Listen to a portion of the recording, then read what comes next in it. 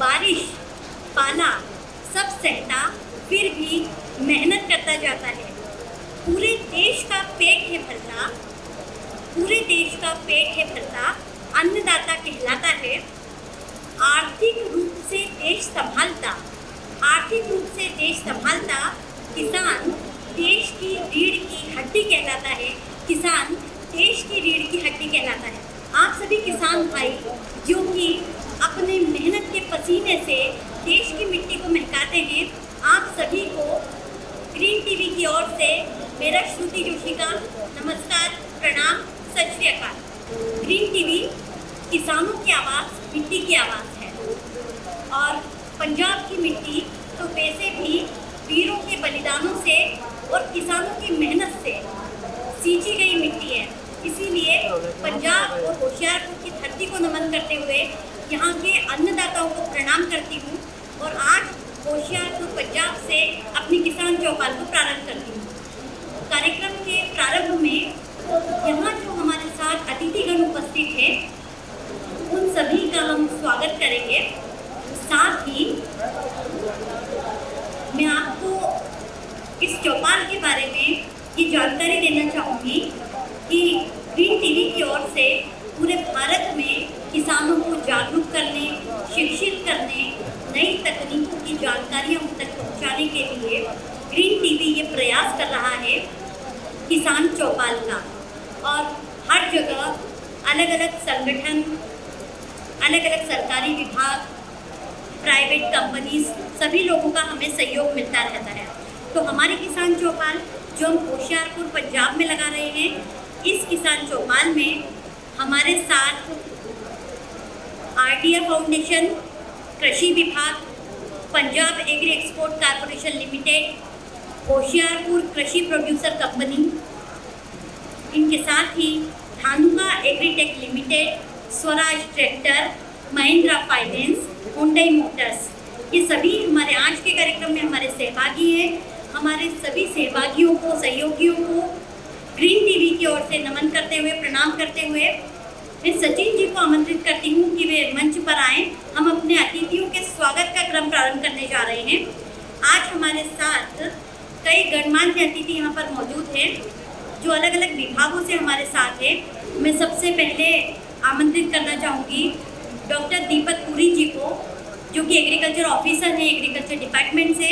हमारे साथ हैं डॉक्टर SC शर्मा। आज हमारे साथ जुड़े हैं चिराग अरोड़ा जी, जो TSM है हुंडई मोटर्स से। चिराग जी, आपका हार्दिक स्वागत है। मैं मंच पर आमंत्रित करना चाहूँगी अंजू जी को, Anju Sharma ji, GM sales. Doctor Ranjit Chauhan ji को आमंत्रित करती हूँ, जो कि ADO है रुड़का कला के। मैं स्वागत करना चाहूँगी नरेंद्र सिंह जी का, जो इनोवेटिव फार्मर एसोसिएशन से प्रेसिडेंट हैं। मैं बुलाना चाहूँगी राजीव रंजन जी, जो डिप्यूटी प्रोजेक्ट डायरेक्टर आत्मा हैं एग्रीकल्चर डिपार्टमेंट से, आज हमारे बीच पधारे हैं राजीव रंजन जी। इंजीनियर लवली जी को, जो कि असिस्टेंट एग्रीकल्चर इंजीनियर हैं एग्रीकल्चर डिपार्टमेंट में। मैं आमंत्रित करना चाहूँगी डॉक्टर धर्मवीर शरद जी को, जो कि एग्रीकल्चर डिपार्टमेंट से हमारे बीच पधारे, उनका भी हार्दिक स्वागत है।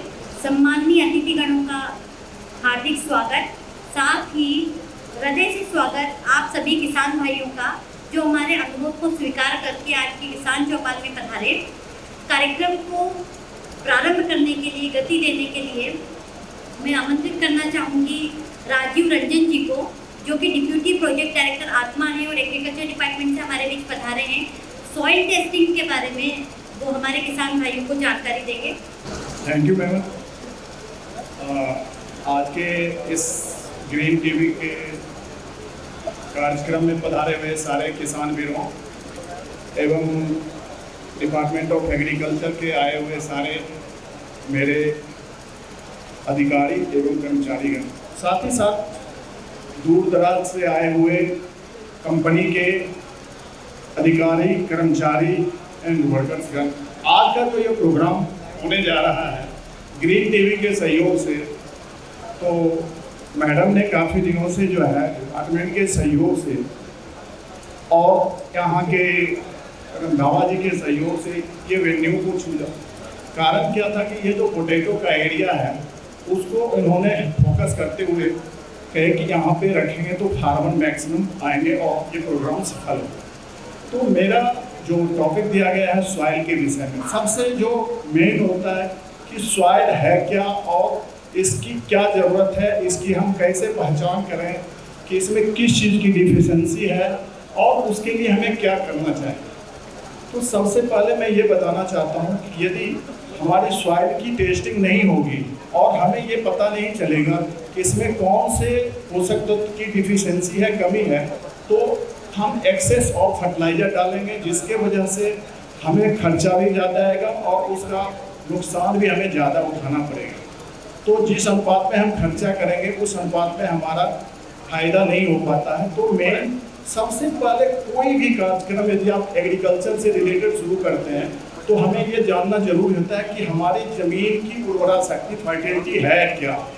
जब तक आपको ये नहीं पता चलेगा कि हमारी ज़मीन के अंदर कौन कौन से न्यूट्रिएंट कितनी मात्रा में है और हमें क्या डालना है, तो फिर आपको ये नहीं होगा कि हम कौन कौन से फसल ले सकते हैं।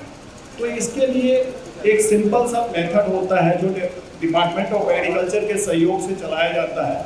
किसी भी ज़मीन का जो है कोई भी फार्मर अपने ब्लॉक के जो नज़दीक के ब्लॉक के अधिकारी हैं, कर्मचारी हैं, उनसे आप कांटेक्ट कर करके सॉइल सैंपल दे सकते हैं। इसके लिए ये होता है कि जब भी आपका खेत खाली रहे, चाहे हाड़ी में या सावली में, जिस समय आपकी फसल की कटाई हो जाती है उस समय आप खुद भी ले सकते हैं और डिपार्टमेंट के किसी कर्मचारी से कह करके भी आप सैंपल दे सकते हैं। और डिपार्टमेंट ऑफ एग्रीकल्चर होशियारपुर में आपका जो है सारा सॉइल का सैंपल करने की फैसिलिटी है। वहाँ पे मैं खुद ही टेस्ट करता हूँ, करके आपको आपके घर तक रिपोर्ट भेजूँगा। इसमें होता क्या है कि कोई भी यदि ज़मीन है, आपकी ज़मीन 1 एकड़ से 3 एकड़ तक है, तो उसमें एक सैंपल आप ले सकते हैं। उसका लेने का तरीका ये होता है कि जितनी भी आपकी ज़मीन है उसके जो फर्टिलिटी सेम होनी चाहिए, चाहे ज़मीन अप हो या डाउन हो, जहाँ पे आपकी ज़मीन पैरेलल हो उसमें से चारों कॉर्नर से 3-3 मीटर अंदर की हो, लगभग 9 से 10 फीट चारों कॉर्नर पे वी आकार का 6 इंच गड्ढा बनाया जाता है। और उस गड्ढे के जो बीच का जो भाग होता है जो 6 इंच डूंगा होता है, उसके सारे मिट्टी आप बाहर निकाल करके फेंक दें। बाद में तेज रंबी से आप 1 इंच ऊपर से नीचे तक, जैसे वी आकार है उसके ऊपर से नीचे तक 1 इंच मिट्टी वहाँ से निकाल करके आप किसी साफ पेपर पे या लिफाफा पे रख लें। इसी तरीके से 4 जगह से आप चारों कॉर्नर से ले सकते हैं।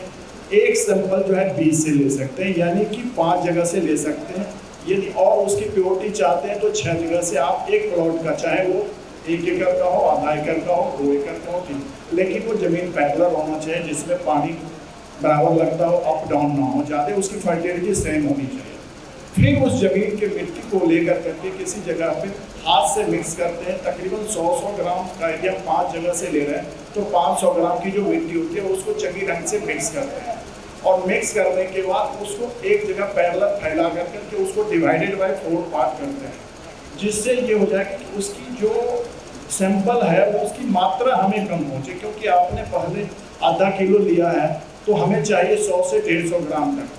तो जो आधा किलो का है उसको आप कैसे करोगे, यदि एक साइड से आप ले रहे हैं, हो सकता है कोई फर्टाइल पार्ट हो या दूसरे साइड का ना हो फर्टाइल, तो आपका जो है पूरी सॉइल का जो है ना सैंपलिंग सही ढंग से नहीं हो पाता है।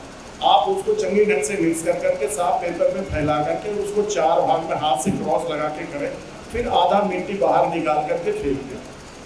अब तकरीबन 200 से 250 ग्राम आपकी मिट्टी बच रहा है।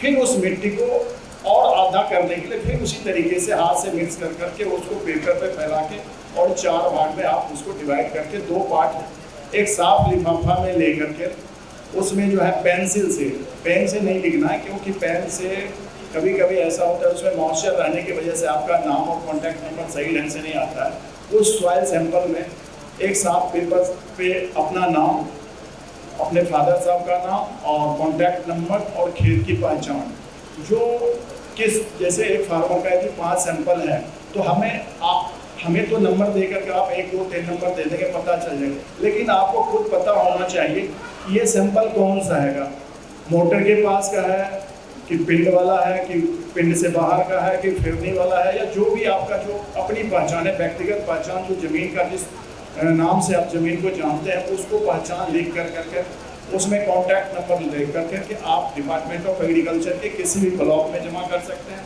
आप चाहें तो direct Hoshiarpur chief agriculture office में जमा कर सकते हैं, और विद इन वीक उसका जो है सॉइल टेस्टिंग कर करके उसकी जो हेल्थ कार्ड होती है वो हेल्थ कार्ड आपके घर तक हम प्रोवाइड करवाने का प्रयास करते हैं। यदि नहीं आते हैं तो आप फ़ोन कर करके आप वहाँ से कोई ले जा सकते हैं। इसमें सावधानियाँ यही रहना चाहिए कि जब भी आप सॉइल सैंपल ले रहे हो तो उस समय उस ज़मीन में मॉइस्चर का ज़्यादा ना हो। यदि मॉइस्चर ज़्यादा है तो उस समय तक वेट कर लें। ईंट पत्थर ना होना चाहिए, किसी भी तरह का अवशिष्ट पदार्थ जैसे बेकार पदार्थ ना हो। कोई भी ज़मीन में एक जगह से नहीं लेना है।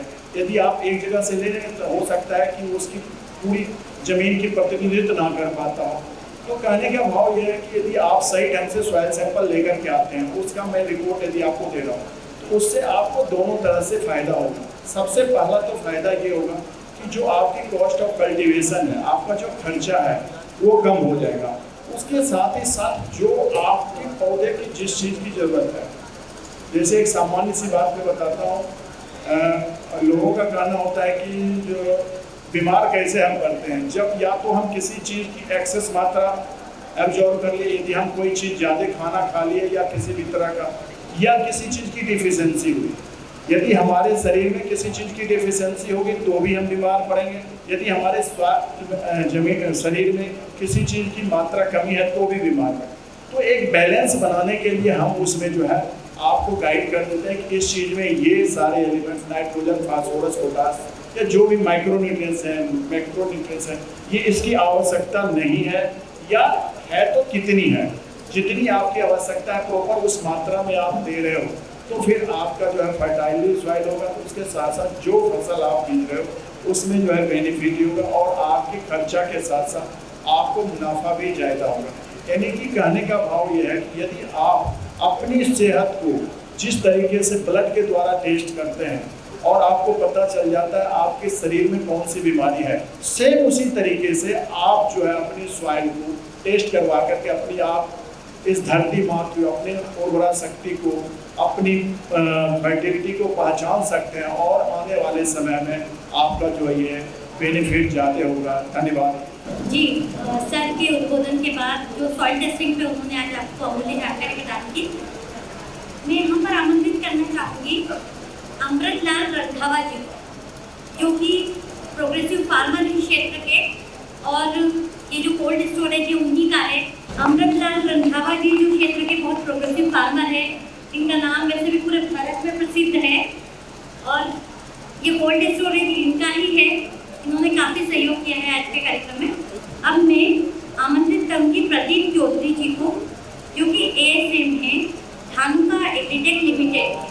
वो आपको जानकारी देंगे इंडिया का प्रणाम हर भारतीय के नाम, हर किसान के नाम कैंपेन के बारे में, और धानुका के इनिशिएटिव्स के बारे में, जो कि पोटैटो फार्मर्स के लिए उन्होंने न्यू प्रोडक्ट्स लॉन्च किए हैं और उनके प्रोडक्ट किसानों के बीच में बहुत लोकप्रिय है। जानकारी देने के लिए आमंत्रित करूँगी प्रदीप चौधरी जी को। इस तरफ सादर आमंत्रित। मैं Pradeep Chaudhary Dhanuka agritech limited company की तरफ से आप सभी किसान भाइयों का, कृषि अधिकारियों का और ग्रीन टीवी की टीम का बहुत बहुत धन्यवादी हूँ कि आपने ये प्रोग्राम अरेंज किया है, जिससे किसान वीरों को सही जानकारी इकट्ठा एक जगह डिपार्टमेंट की तरफ से और धानुका की तरफ से सही जानकारी आज मिल पाएगी। जैसा कि हमें ग्रीन टीवी की तरफ से जानकारी मिली है कि आज जो हमारे किसान वीर इकट्ठे हुए हैं, ये आलू के किसान इसमें ज़्यादातर हैं। तो आलू की फसल में होने वाली समस्याओं के बारे में आज हम चर्चा करेंगे। तो धानुका एग्रीटेक लिमिटेड, इसका जो कंपनी है, इसका हेड ऑफिस गुड़गांव में है। पूरे भारत में धानुका काम करती है। धानुका खेती की दवाइयाँ बनाती है।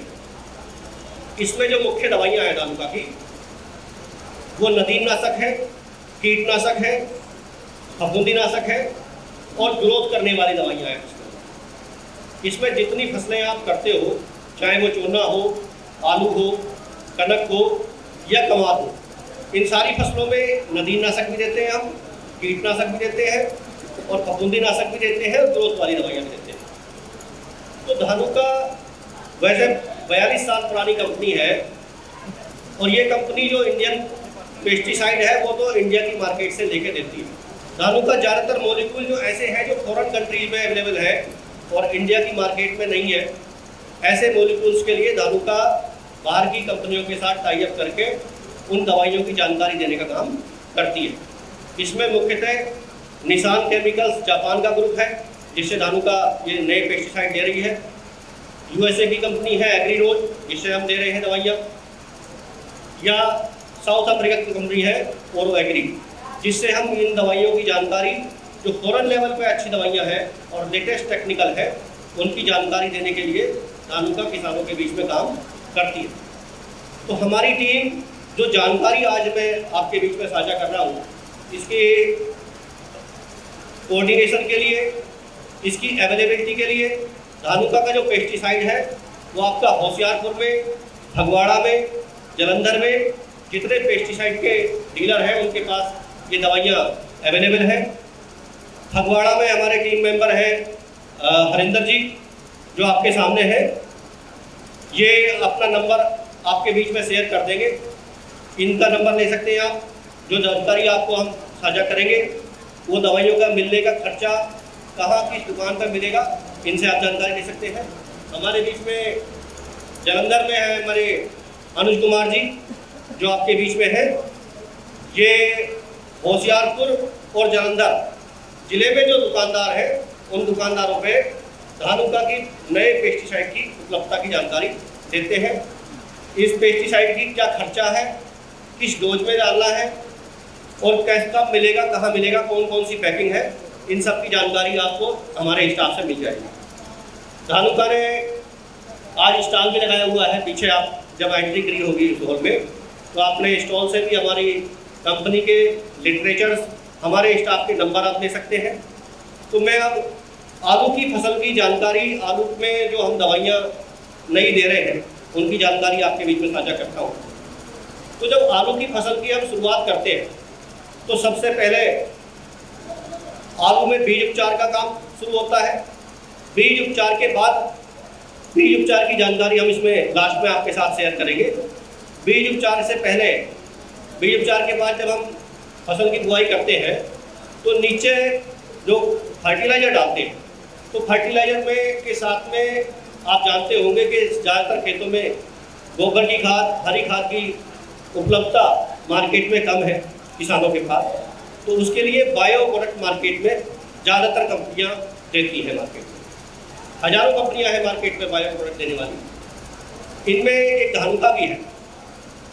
धानुका जो बायो प्रोडक्ट दे रही है इसमें मेजर माइकोराइजा है और माइकोराइजा में भी जो धानुका माइकोराइजा दे रही है वो एग्रीरोज से लिया हुआ माइकोराइजा है धानुका का। ऐसा माइकोराइजा मार्केट में दूसरी कंपनियों के पास नहीं है। इसमें क्या खासियत है, जो माइकोर धानुका दे रही है, माइकोर में मोर देन 90% एंडोमाइकोराइजा है। मार्केट में जो कंपनियां दे रही हैं वो ज़्यादातर एक्टोमाइकोराइजा दे रही है। तो एंडोमाइकोराइजा को जब हम खेत में इस्तेमाल करते हैं, इस्तेमाल करने के बाद ये जीवित इसमें जीवाणु है और ये जीवाणु जड़ों पे चिपक जाते हैं फसलों की, और जड़ों पर चिपकने के बाद जड़ों का जो है, जड़ों को बढ़ा देते हैं। जब पौधों की जड़ें लंबी होती हैं तो फसल जो है, जो खेत में नीचे फर्टिलाइजर पड़ा हुआ है, चाहे वो फास्फोरस हो, पोटास हो, जिंक हो, कैल्शियम हो, उसका अवशोषण फसल ज़्यादा कर पाती है। तो ये माइकोर है। माइकोर में जैसे कि आप देख रहे हैं, इसमें स्पोर्स की संख्या लगभग पर ग्राम 250 स्पोर्स की संख्या है इसमें माइकोर में। और ये जड़ों पे चिपकने के बाद, जड़ों पे ये चिपक जाता है, जड़ों पे चिपकने के बाद ये जिंदा रहता है और जड़ों को ये जो मिट्टी में पड़े हुए फास्फोरस, पोटास और जिंक, कैल्शियम है, इनकी उपलब्धता खेत में बढ़ा देता है। ये माइकोर का पैकेट है। इसकी जो मात्रा है वो ज़्यादातर फसलों में तो 4 किलो एकड़ के हिसाब से है। आलू की फसल में इसकी मात्रा 8 किलो एकड़ है। आलू और कमाद में इसकी मात्रा 8 किलो प्रति एकड़ के हिसाब से जाती है और बाकी फसलों में 4 किलो प्रति एकड़ के हिसाब से जाती है। माइकोर जो है कैसे मार्केट में बाकी माइकोराइजा से अलग है। माइकोर, पहली बात तो माइकोर जो धानुका दे रही है ये एग्रीरोज से लिया हुआ है, जो कि यूएसए की कंपनी है। एग्रीरोज वर्ल्ड वाइड जो कंपनियां बायो बनाती हैं उन पे सबसे अग्रणी बनाने वाली कंपनी है। बहुत तरह का बायो एग्रीरोज बनाती है। इसमें भी जो धानुका माइकोर ले रही है, ये माइकोर जो जीवाणु है इसके अंदर वो जेल कोटेड जीवाणु है, जेल टेक्नोलॉजी से बने हुए हैं। इसका फायदा क्या है, जो माइकोराइजा मार्केट में आता है उसमें जीवाणु को संरक्षित करने की टेक्नोलॉजी किसी के पास नहीं है। ये धानुका का पेटेंट है। ये जीवाणु जेल कोटेड होने की वजह से इसका फायदा क्या होता है कि टेम्परेचर कम हो या ज़्यादा हो, उस कंडीशन में ये जीवाणु मरता नहीं है। दूसरा, ये जो जीवाणु है ये जेल खाता है, तो वो जेल खाने की वजह से जीवाणु जो है हेल्दी रहता है। जब खेत में उसको डालते हैं तो उसका रिजल्ट ज़्यादा देखने को मिलता है। तीसरी बात, जब ये माइकोराइजा को फर्टिलाइजर के साथ मिक्स करते हैं तो मार्केट में मिलने वाला जो माइकोराइजा है, जो जीवाणु विदाउट जेल कोटेड है, वो फर्टिलाइजर के साथ मिक्सचर में आते ही वो जीवाणु मर जाता है। तो इस कंडीशन में माइकोर में जो जीवाणु है वो जेल कोटेड होने की वजह से वो डायरेक्ट उसके टच में नहीं आते फर्टिलाइजर के, और ये मरते नहीं, हेल्दी रहते हैं। खेत में जाकर ये ज़्यादा काम दिखाते हैं।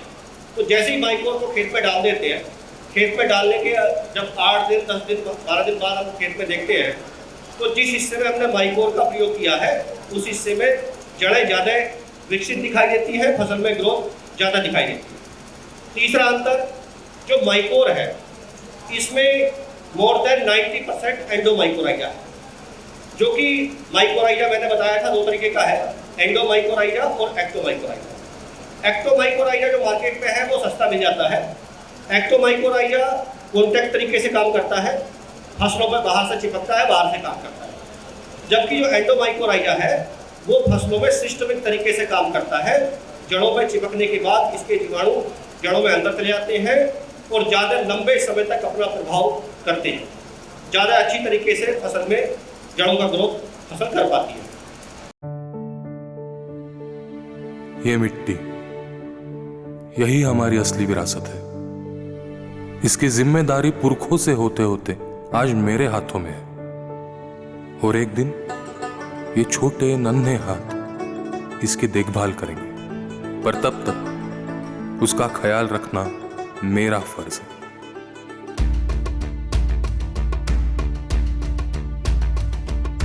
कर दिया ऐलान है, फसलों की शान है, खेतों में मुस्कान है, माइकोर उन्नति की उड़ान है। जब जड़ों में हो जान, बढ़ेगी उपज, बढ़ेगा मान।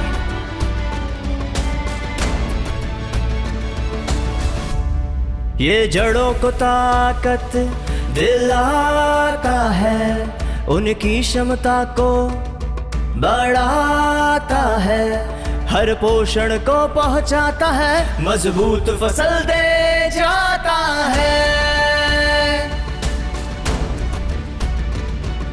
झूमते खेत और खलियान है, हर किसान का अरमान है, खुशियां चूमे आसमां, ये अनमोल सा वरदान है।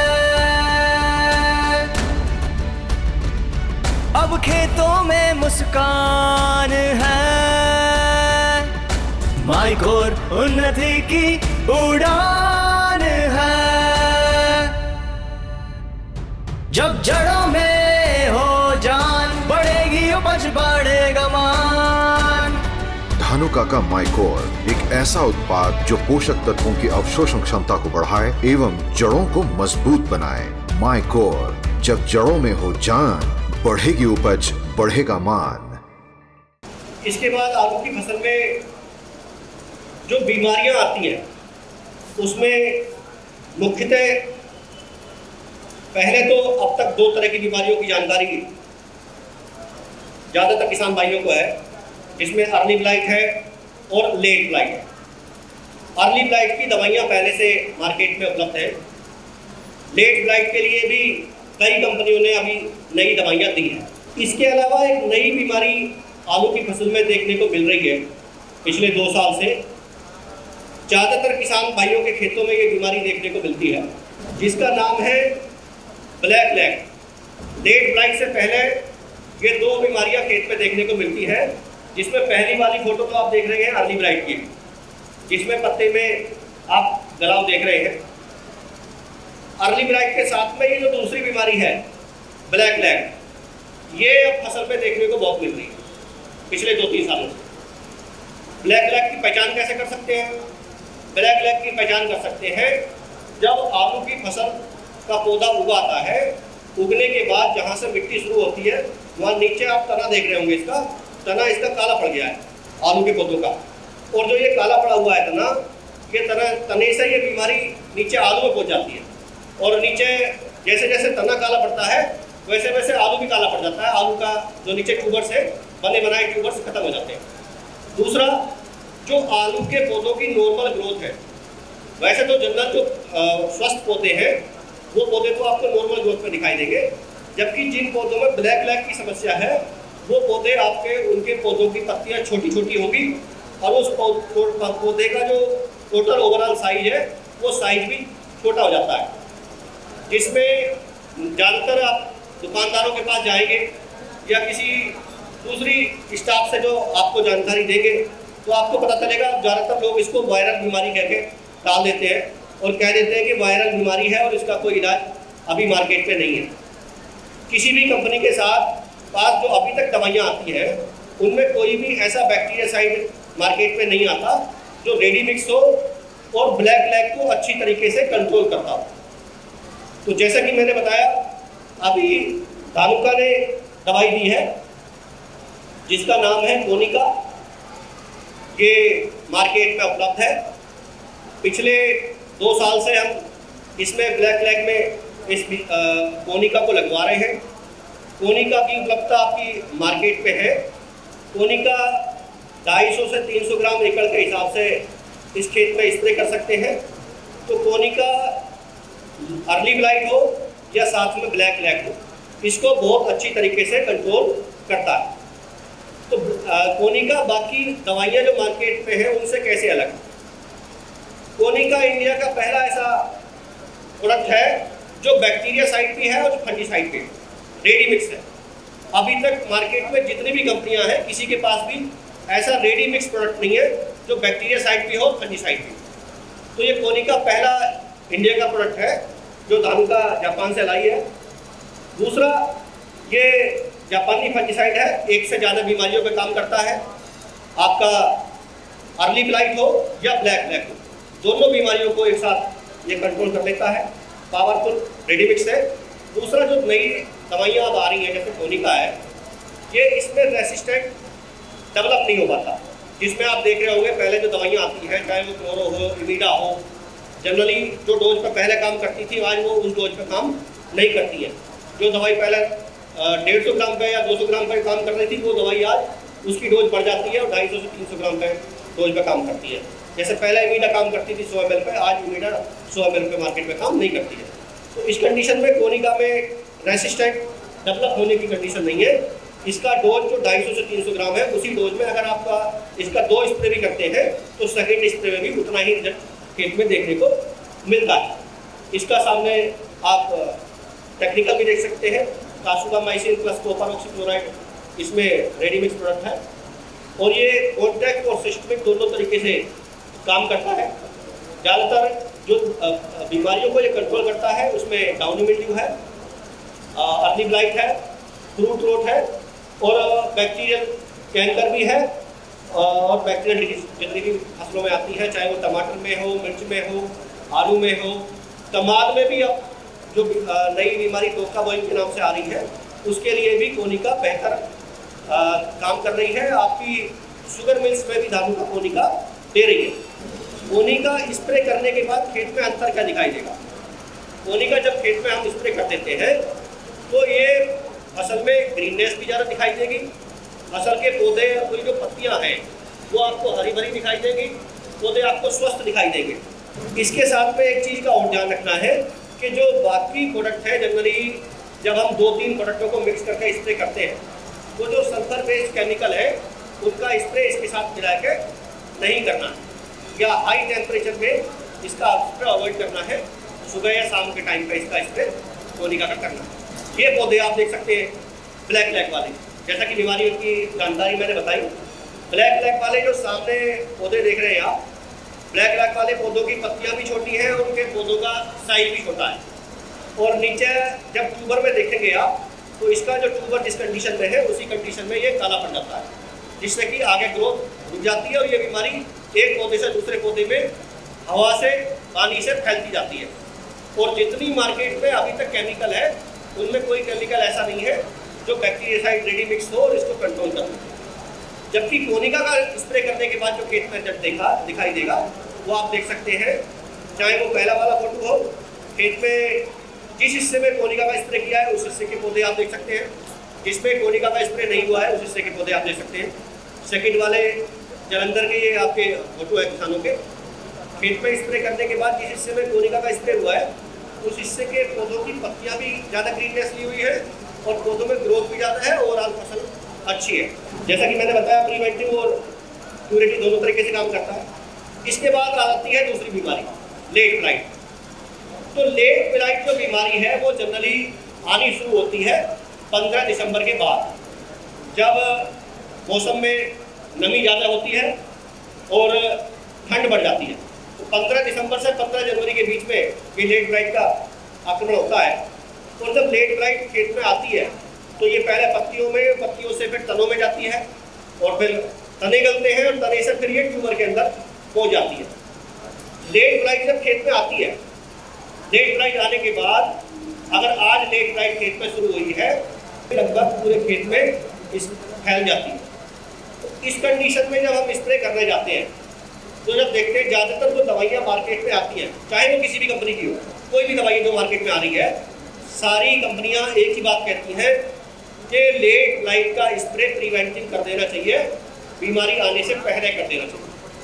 बीमारी आने के बाद कोई मार्केट में ऐसी दवाई नहीं है जो लेट ब्लाइट खेत में फैलने के बाद उसमें स्प्रे कर दिया जाए और लेट ब्लाइट को कंट्रोल कर दे।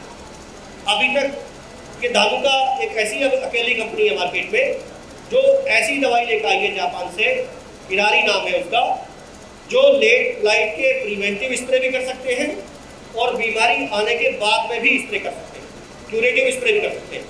दोनों ही केस में ये लेट ब्लाइट को, जिस कंडीशन में लेट ब्लाइट होगी उसी कंडीशन में लेट ब्लाइट को ये रोक देता है।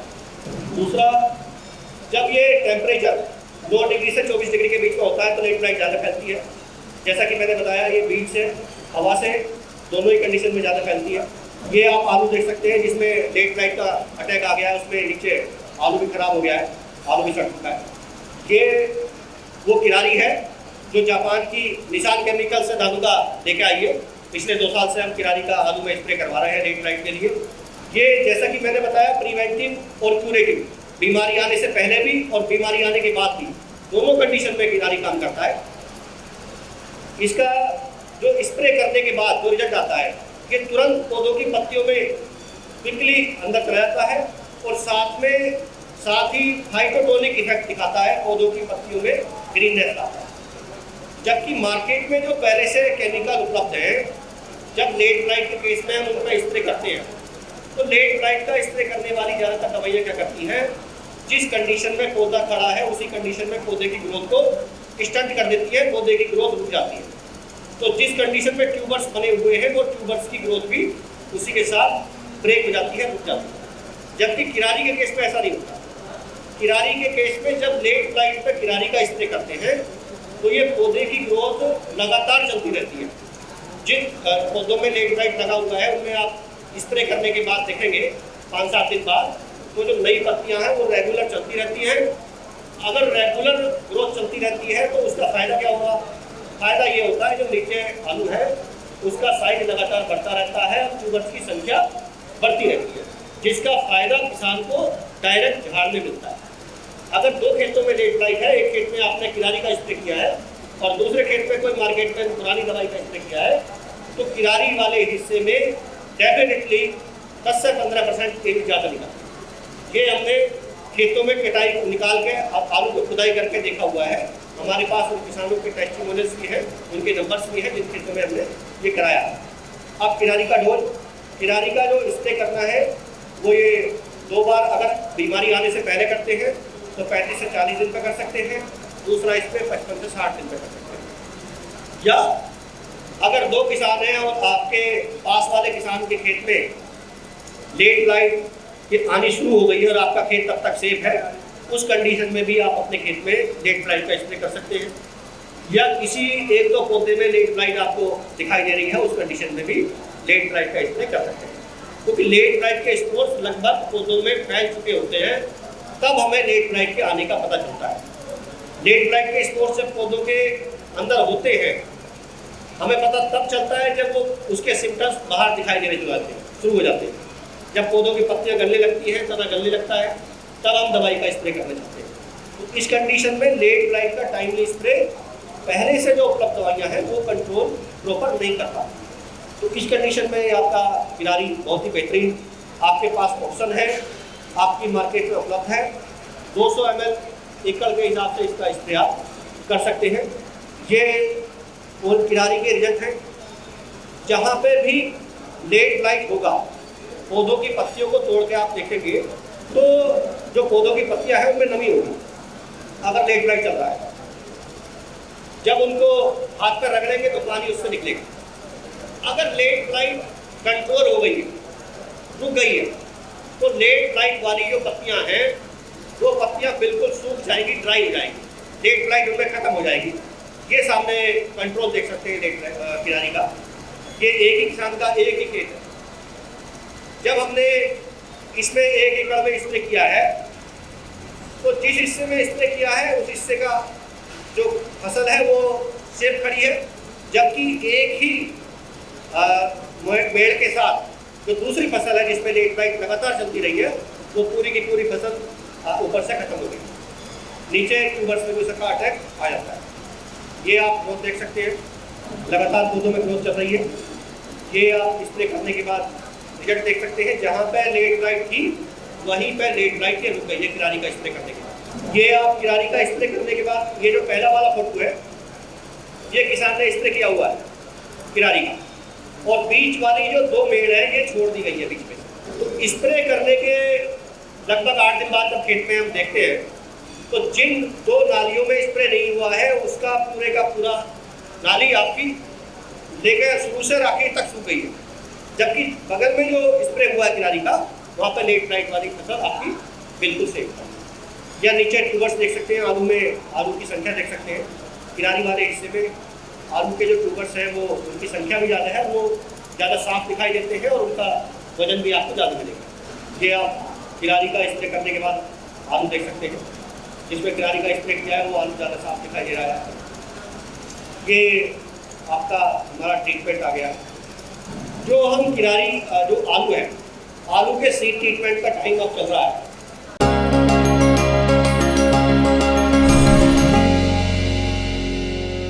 ਸਤਿ ਸ਼੍ਰੀ ਅਕਾਲ ਜੀ, ਮੇਰਾ ਨਾਮ ਗੁਰਪ੍ਰੀਤ ਸਿੰਘ, ਪਿੰਡ ਮੇਰਾ ਪਸਨਾ, ਜ਼ਿਲ੍ਹਾ ਜਲੰਧਰ।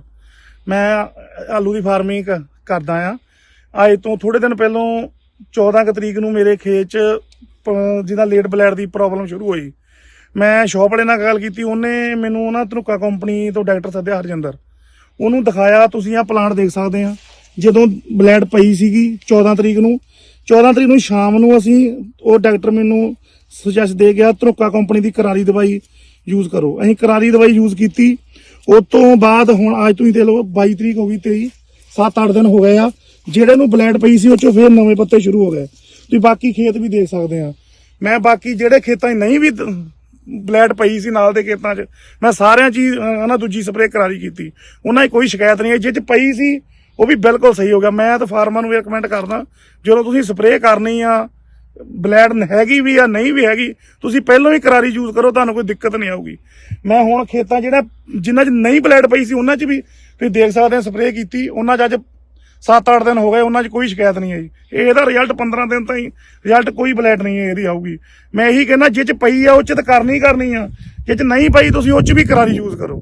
ਮੇਰਾ ਫੋਨ ਨੰਬਰ ਹੈਗਾ 6284 236862 ਜੇ ਤੁਹਾਨੂੰ ਤੁਸੀਂ ਮੇਰੇ ਨਾਲ ਕੰਟੈਕਟ ਵੀ ਕਰ ਸਕਦੇ ਆ ਕੇ ਮੇਰਾ ਖੇਤ ਵੀ ਦੇਖ ਸਕਦੇ ਆ। इंडिया दा प्रणाम हर किसान दे नाम। ये अब आ जाते हैं सीड ट्रीटमेंट के लिए। जैसा कि आलू का सीड ट्रीटमेंट का टाइम चला हुआ है, तो आलू का बीज उपचार करने के लिए जो दवाइयाँ मार्केट में आती हैं, जैसा कि मैंने जानकारी दी कि आलू में बीज उपचार के लिए जो हम बीज उपचार करते हैं वो नॉर्मली 2-3 वजहों से करते हैं। पहला, तो आलू का जो सीड है उसमें ब्लैक स्टफ नाम की बीमारी आती है। इसमें आलू के ऊपर काले रंग के धब्बे बन जाते हैं और वो बीमारी की वजह से आलू का जो बीज है वो खराब हो जाता है। दूसरी वजह होती है बीज उपचार करने की जर्मिनेशन। जो हम बीज को बुआई करते हैं, बुआई करने के बाद जो जर्मिनेशन होता है, अगर हम बिना बीज उपचार करें आलू की बुआई करते हैं तो बीज का जर्मिनेशन सही नहीं होता। बीज के जमने के बाद कुछ पौधे पहले निकल आते हैं, कुछ बाद में निकल आते हैं और कुछ पौधे जर्मिनेट होने के बाद ख़त्म हो जाते हैं। तो इसलिए वजह से हम बीज उपचार करते हैं ताकि हमारी फसल में आलू की जर्मिनेशन भी अच्छा हो, आलू में ब्लैक स्टफ की बीमारी भी कंट्रोल रहे। और तीसरी जो सबसे बड़ी वजह है, तीसरी बड़ी, जैसा कि मैंने बताया, बैक्टीरियल बीमारी ब्लैक लैग, जो बीमारी अब आनी शुरू हुई है, जिसका कंट्रोल मार्केट में कोई दवाई, कोई केमिकल अभी तक नहीं कर रहा था। करने वाला कंट्रोल मैंने पहले जानकारी दी। इसका इलाज, इसका बचाव आप बीज उपचार के द्वारा भी कर सकते हैं।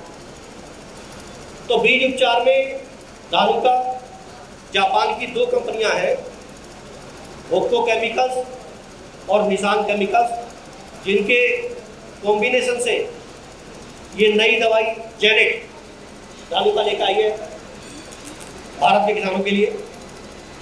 ये जेनेट आपको मार्केट में 2 पैकिंग में मिलेगा, 400 ml पैक और 1 लीटर पैक। ये बीज उपचार में जेनेट का इस्तेमाल करेंगे तो इसका जो डोज है जेनेट का, जो 400 ml का पैक है, वो 50 कट्टे आलू में ट्रीटमेंट के लिए जेनेट यूज होगा। तो इसको 15 से 20 लीटर पानी में 400 ml जेनेट को आप मिक्स कर सकते हैं। स्टोर से आप आलू को निकलने के बाद, सुखाने के बाद, जो आलू की ढेरी लगी हुई है, 400 ml जेनेट को 15 से 20 लीटर पानी में मिक्स करके आप आलू के ऊपर उसका स्प्रे कर सकते हैं।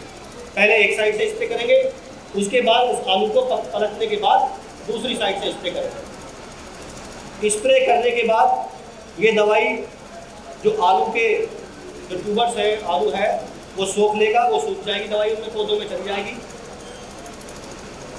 उसके बाद अगले दिन या उससे अगले दिन इस बीज की बुआई आप खेत में कर सकते हैं। तो पहला तो फायदा जो जेनेट का स्प्रे करने से आपको खेत में मिलेगा, जेनेट में ये 2 केमिकल है, दोनों ही केमिकल इसमें सिस्टमिक केमिकल है। जिसका फायदा क्या मिलेगा, मार्केट में जो दवाइयाँ आती हैं 2 तरीके की आती है, कॉन्टैक्ट और सिस्टमिक। तो कॉन्टैक्ट दवाइयाँ किस तरीके से काम करती हैं, बीमारी हो या कीड़ा हो, जब कॉन्टैक्ट दवाइयों का हम लगाते हैं तो जहाँ पे दवाई का संपर्क होगा वहीं पे वो कंट्रोल करेगी। और जबकि जो सिस्टमिक दवाइयाँ हैं, सिस्टमिक दवाइयाँ काम करती हैं अगर ट्यूबर के या फसल के ऊपर है तो वो दवाई पौधे के सिस्टम में चली जाती है, जिसका फायदा ये मिलता है कि पूरे पौधे को भिगोने की जरूरत नहीं पड़ती, वो पूरा पौधा या पूरा सीड ट्रीट हो जाता है। तो जेनेट को जब हम स्प्रे करते हैं तो जेनेट का स्प्रे करने के बाद अगर किसी आलू पे इसकी एक बूंद भी पड़ गई है तो वो आलू पूरी तरीके से ट्रीट हो गया है, उस आलू को घोल में डुबाने की जरूरत नहीं। इस तरीके से इसका इस्तेमाल आसान है जेनेट का। दूसरा, जेनेट का स्प्रे करने से ब्लैक स्टफ नाम की बीमारी आपके आलू में नहीं आएगी, आलू आपका सेफ रहेगा, साफ निकलेगा। तीसरा सबसे बड़ा फायदा, जेनेट का स्प्रे करने से जर्मिनेशन आपका प्रॉपर होगा, बराबर जर्मिनेशन होगा, पौधे आपके जर्मिनेशन अच्छा करेंगे।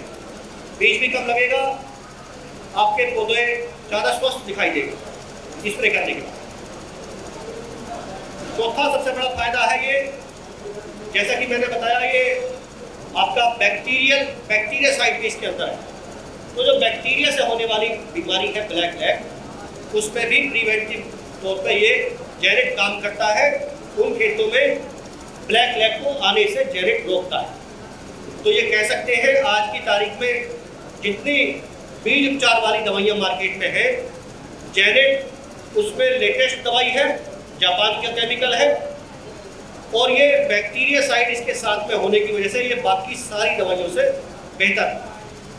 बस इसका स्प्रे करते समय ध्यान ये रखना है, जो घोल बनाएंगे आप, घोल बनाते समय वो पानी बिल्कुल साफ होना चाहिए और ट्यूबर्स पे प्रॉपर इसका स्प्रे होना चाहिए। तो इस तरीके से जेनेट का बेनिफिट आप ले सकते हैं। तो जैसे कि इन दवाइयों की जानकारी मैंने आपको दी, बीज उपचार के लिए जेनेट 400 ml 50 कट्टे आलू के लिए, या 1 लीटर पैक अगर आप मार्केट से लेंगे तो 1 लीटर पैक लगभग आपके 125 कट्टों के लिए इस्तेमाल होगा। जेनेट का जो 400 ml पैक है आपको लगभग 750 रुपये का मार्केट में मिलेगा। दूसरा स्प्रे मैंने बताया था, उसके नीचे पहले मैंने बताया था बायो प्रोडक्ट आपको माइकोर, जो कि 8 किलो एकड़ के हिसाब से आलू में इस्तेमाल होगा। बुआई के टाइम पे आप खेत में डाल सकते हैं, जिसकी वजह से आलू का साइज भी बढ़ेगा और आलू का ट्यूबर्स की संख्या बढ़ेगी। तीसरी दवाई मैंने बताई आपको अर्ली ब्लाइट और ब्लैक लैग के लिए कोनिका, जिसका आप स्प्रे कर सकते हैं जब फसल आपकी 20 दिन की हो, 40 दिन की हो। और चौथी दवाई बताई मैंने कोनिका, ये किरारी का स्प्रे आप लेट ब्लाइट के लिए कर सकते हैं। तो ये सारी ही दवाइयाँ मार्केट में आपको होशियारपुर, जलंधर, फगवाड़ा यहाँ मिल जाएंगी, यहाँ के दुकानदारों में मिल जाएंगी। हमारी कंपनी के स्टाफ भी हमारे स्टॉल पे हैं, उनसे आप कंपनी के स्टाफ का जानकारी नंबर ले सकते हैं, वहाँ से उनसे बात कर सकते हैं। तीसरे हमारे यहाँ बीच में एक डीलर अट्टोवाल से आए हुए हैं, जिनका फार्म का नाम मैं लेना चाहूँगा, Hoshiarpur Krishi producer company limited, ये अट्टोवाल में डीलर है, मनी जी है, जहाँ अवेलेबल है। इनकी दुकान पे भी ये दवाइयाँ आपको मिल जाएंगी, यहाँ से भी आप इन दवाइयों की जानकारी ले सकते हैं। इसी के साथ जैसा कि मैडम ने कहा है, सभी किसान भाइयों से अभी सर एक प्रश्न करेंगे। जैसा कि हमारे कार्यक्रम में हमेशा होता है कि जब भी एक्सपर्ट आपको कोई जानकारी देते हैं, उनके बाद में एक्सपर्ट आपसे प्रश्न करते हैं, और जो किसान भाई प्रश्न का सही उत्तर देते हैं उन किसान भाइयों को हम लोग पुरस्कार देते हैं। तो आप सभी तैयार हो जाइए, एक्सपर्ट आपसे प्रश्न करने वाले हैं। तो जैसा कि मैंने जानकारी दी, आलू की फसल में एक नई बीमारी जो ज़्यादातर किसान भाइयों को अभी शायद नाम नहीं पता होगा, मैंने नाम बताया था ब्लैक लैग। ब्लैक लैग की क्या पहचान है और ब्लैक लैग को कंट्रोल करने के लिए कौन सी दवाई का नाम मैंने बताया, उसकी डोज क्या है, ये अगर किसी को जानकारी है तो आप अपना हाथ खड़ा कर सकते हैं। कोनिका। अब मैं एक सवाल और पूछूंगा। दूसरी हमने जानकारी दी लेट ब्लाइट के लिए। लेट ब्लाइट के लिए जिस दवाई का जानकारी हमने दी, उस दवाई का नाम और उस दवाई का बाकी ऐसे नहीं बताना है, आप बता लीजिए, आप बता लीजिए उस दवाई का बाकी जो मार्केट में दवाइयाँ उपलब्ध है उनसे कैसे अलग है। किरारी क्या डोज है? 200 ml। आप आगे नहीं। बहुत बहुत धन्यवाद सभी किसान भाइयों का, ग्रीन टीवी का, जिन्होंने ये मंच इकट्ठा किया है किसानों को, और आप सभी एक्सपर्ट का, किसान भाइयों का बहुत बहुत धन्यवाद। धानुका एग्रीटेक की तरफ से अभी बहुत महत्वपूर्ण जानकारी हमारे किसान भाइयों को दी गई।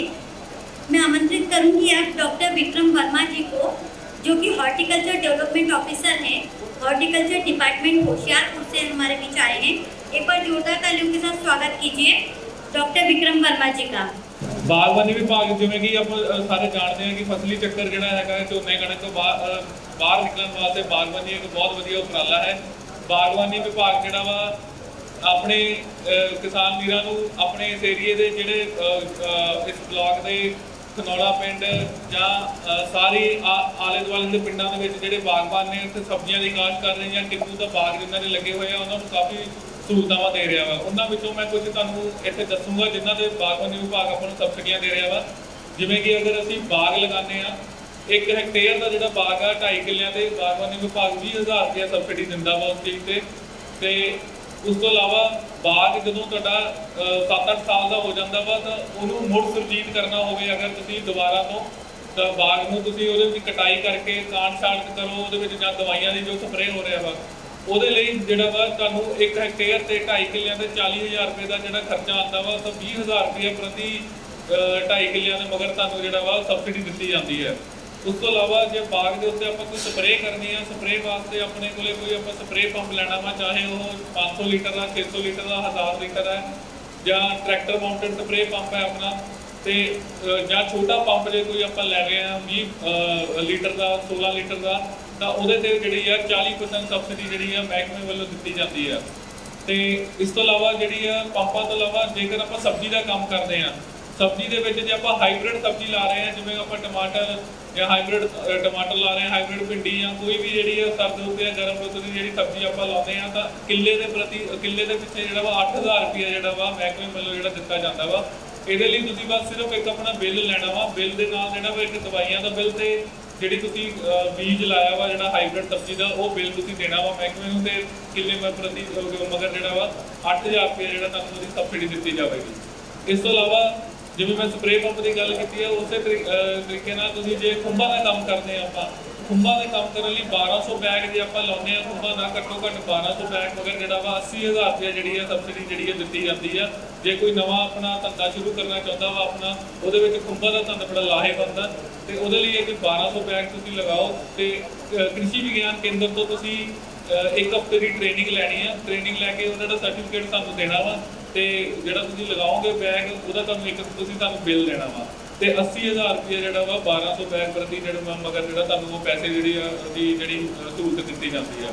ਤੇ ਖੁੰਭਾਂ ਤੋਂ ਇਲਾਵਾ ਜੇਕਰ ਗੱਲ ਕਰਾਂ ਤਾਂ ਹਰੀ ਸ਼ਹਿਦ ਦੇ ਬਕਸੇ ਜਿਹੜੇ ਹੈਗੇ ਆ ਮਧੂਮੱਖੀ ਦੇ ਬਕਸੇ ਜਿਹੜੇ ਆ ਤੁਸੀਂ ਘੱਟੋ ਘੱਟ 50 ਬਕਸੇ ਜਿਹੜੇ ਆ ਮਧੂਮੱਖੀ ਦੇ ਜੇ ਤੁਸੀਂ ਲਗਾਉਂਦੇ ਹੋ ਤਾਂ 50 ਬਕਸਿਆਂ ਦੇ ਮਗਰ ਅਗਰ ਤੁਸੀਂ ਸਾਨੂੰ ਉਹਦਾ ਜਿਹੜਾ ਬਿੱਲ ਦਿੰਦੇ ਹੋ ਤਾਂ ਮਹਿਕਮੇ ਵੱਲੋਂ ਜਿਹੜਾ 80,000 ਦੀ ਜਿਹੜੀ ਸਬਸਿਡੀ ਆ 50 ਬਕਸਿਆਂ ਦੇ ਮਗਰ ਦਿੱਤੀ ਜਾਂਦੀ ਆ। ਯਾਨੀ ਕਿ ਉਸ ਤੋਂ ਬਾਅਦ ਜਿਹੜਾ ਸ਼ਹਿਦ ਨੂੰ ਕੱਢਣ ਵਾਸਤੇ ਜਿਹੜੀਆਂ ਛੋਟੀਆਂ ਮਸ਼ੀਨਾਂ ਆਉਂਦੀਆਂ ਨੇ ਜੋ ਵੀ ਤੁਸੀਂ ਉਹਦੇ ਕੋਈ ਬਾਲਟੀ ਲੈ ਰਹੇ ਹੋ ਜਾਂ ਛੋਟੀ ਮਸ਼ੀਨ ਜਿਹੜੀ ਵਰਤ ਰਹੇ ਹੋ 50% ਸਬਸਿਡੀ ਜਿਹੜੀ ਉਹਨਾਂ ਮਸ਼ੀਨਾਂ ਦੇ ਉੱਤੇ ਵੀ ਨਾਲ ਤੁਹਾਨੂੰ ਦਿੱਤੀ ਜਾਊਗੀ ਤੇ ਇਹਦੇ ਨਾਲ ਤੁਸੀਂ ਇੱਕ ਲਾਹੇਵੰਦ ਧੰਦਾ ਜਿਹੜਾ ਵਾ ਸ਼ਹਿਦ ਦਾ ਜਿਹੜਾ ਉਹ ਕੰਮ ਤੁਸੀਂ ਆਪਣਾ ਨਾਲ ਕਰ ਸਕਦੇ ਹੋ। ਇਸ ਤੋਂ ਇਲਾਵਾ ਜਿਹੜਾ ਵਾ ਜੇਕਰ ਸਬਜ਼ੀਆਂ ਦੀ ਗੱਲ ਕੀਤੀ ਜਾਵੇ ਤਾਂ ਸੁਰੱਖਿਅਤ ਖੇਤੀ ਜਿਹੜੀ ਹੈਗੀ ਆ ਪੋਲੀ ਹਾਊਸ ਜਾਂ ਛੋਟਾ ਨੈਟ ਹਾਊਸ 1 ਕਨਾਲ ਦਾ ਵੀ ਜੇ ਤੁਸੀਂ ਲਗਾਉਂਦੇ ਹੋ ਤਾਂ 50% ਸਬਸਿਡੀ ਜਿਹੜੀ ਆ ਅਗਰ 1 ਕਨਾਲ ਦਾ ਤੁਸੀਂ ਮੈਂ ਗੱਲ ਕਰਾਂ ਤਾਂ ਨੈਟ ਹਾਊਸ ਲਗਾਉਂਦੇ ਹੋ ਤਾਂ ਉਹਦੇ ਤੇ 3 ਲੱਖ ਰੁਪਏ 3-3.5 ਲੱਖ ਰੁਪਏ ਦਾ ਖਰਚਾ ਆਉਂਦਾ ਤੇ 1.5 ਲੱਖ ਰੁਪਏ ਸਬਸਿਡੀ ਜਿਹੜੀ ਆ ਮਹਿਕਮੇ ਵੱਲੋਂ ਉਹਦੇ ਤੇ ਦਿੱਤੀ ਜਾਂਦੀ ਆ।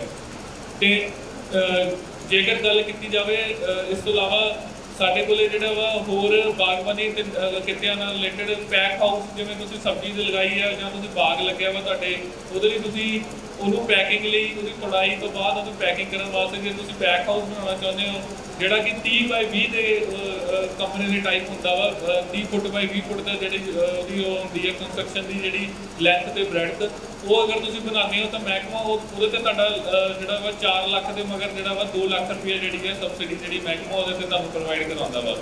ਤੇ ਡ੍ਰਿਪ ਸਿਸਟਮ ਦੇ ਨਾਲ ਲੱਗਿਆ ਵਾ ਤੁਹਾਡਾ ਡ੍ਰਿਪ ਸਿਸਟਮ ਵੈਸੇ ਤਾਂ ਜਿਹੜਾ ਵਾ ਡ੍ਰਿਪ ਇਰੀਗੇਸ਼ਨ ਜਿਹੜੀ ਆ ਉਹਦੇ ਤੇ ਜਿਹੜਾ ਵਾ ਭੂਮੀ ਰੇਖਾ ਮਹਿਕਮਾ ਦੀ ਸਬਸਿਡੀ ਹੈ ਲੇਕਿਨ ਬਾਗਬਾਨੀ ਵਿਭਾਗ ਵੱਲੋਂ ਜਿਹੜਾ ਵਾ ਉਹਦੇ ਵੱਲੋਂ ਵੀ ਜਿਹੜੀ ਆ ਤੁਹਾਨੂੰ ਜੇ ਡ੍ਰਿਪ ਲੱਗੀ ਹੈ ਤਾਂ ਅਲੱਗ ਤੋਂ ਜਿਹੜੀ ਆ ਦਿੱਤੀ ਜਾਊਗੀ ਵਿੱਤੀ ਸਹਾਇਤਾ। ਤੇ ਇਸ ਤੋਂ ਇਲਾਵਾ ਜੇ ਤੁਸੀਂ ਗੱਲ ਕਰੇ ਤਾਂ ਪਾਵਰ ਟਿਲਰ ਜਿਹੜੇ ਆਪਣੇ ਖੇਤਾਂ ਦੇ ਵਿੱਚ ਵੀਡਸ ਵਗੈਰਾ ਹੁੰਦੇ ਆ ਆਪਣੇ ਉਹਨਾਂ ਨੂੰ ਹਟਾਉਣ ਵਾਸਤੇ ਪਾਵਰ ਟਿਲਰ ਪਾਵਰ ਵੀਡਰ ਆਪਾਂ ਲੈਂਦੇ ਆ 1 ਲੱਖ ਜਾਂ 1.5 ਲੱਖ ਦੇ ਪ੍ਰਤੀ ਮਗਰ ਜਿਹੜੀ ਹੈ 40% ਸਬਸਿਡੀ ਜਿਹੜੀ ਆ ਉਹਦੇ ਤੇ ਵੀ ਦਿੱਤੀ ਜਾਂਦੀ ਆ।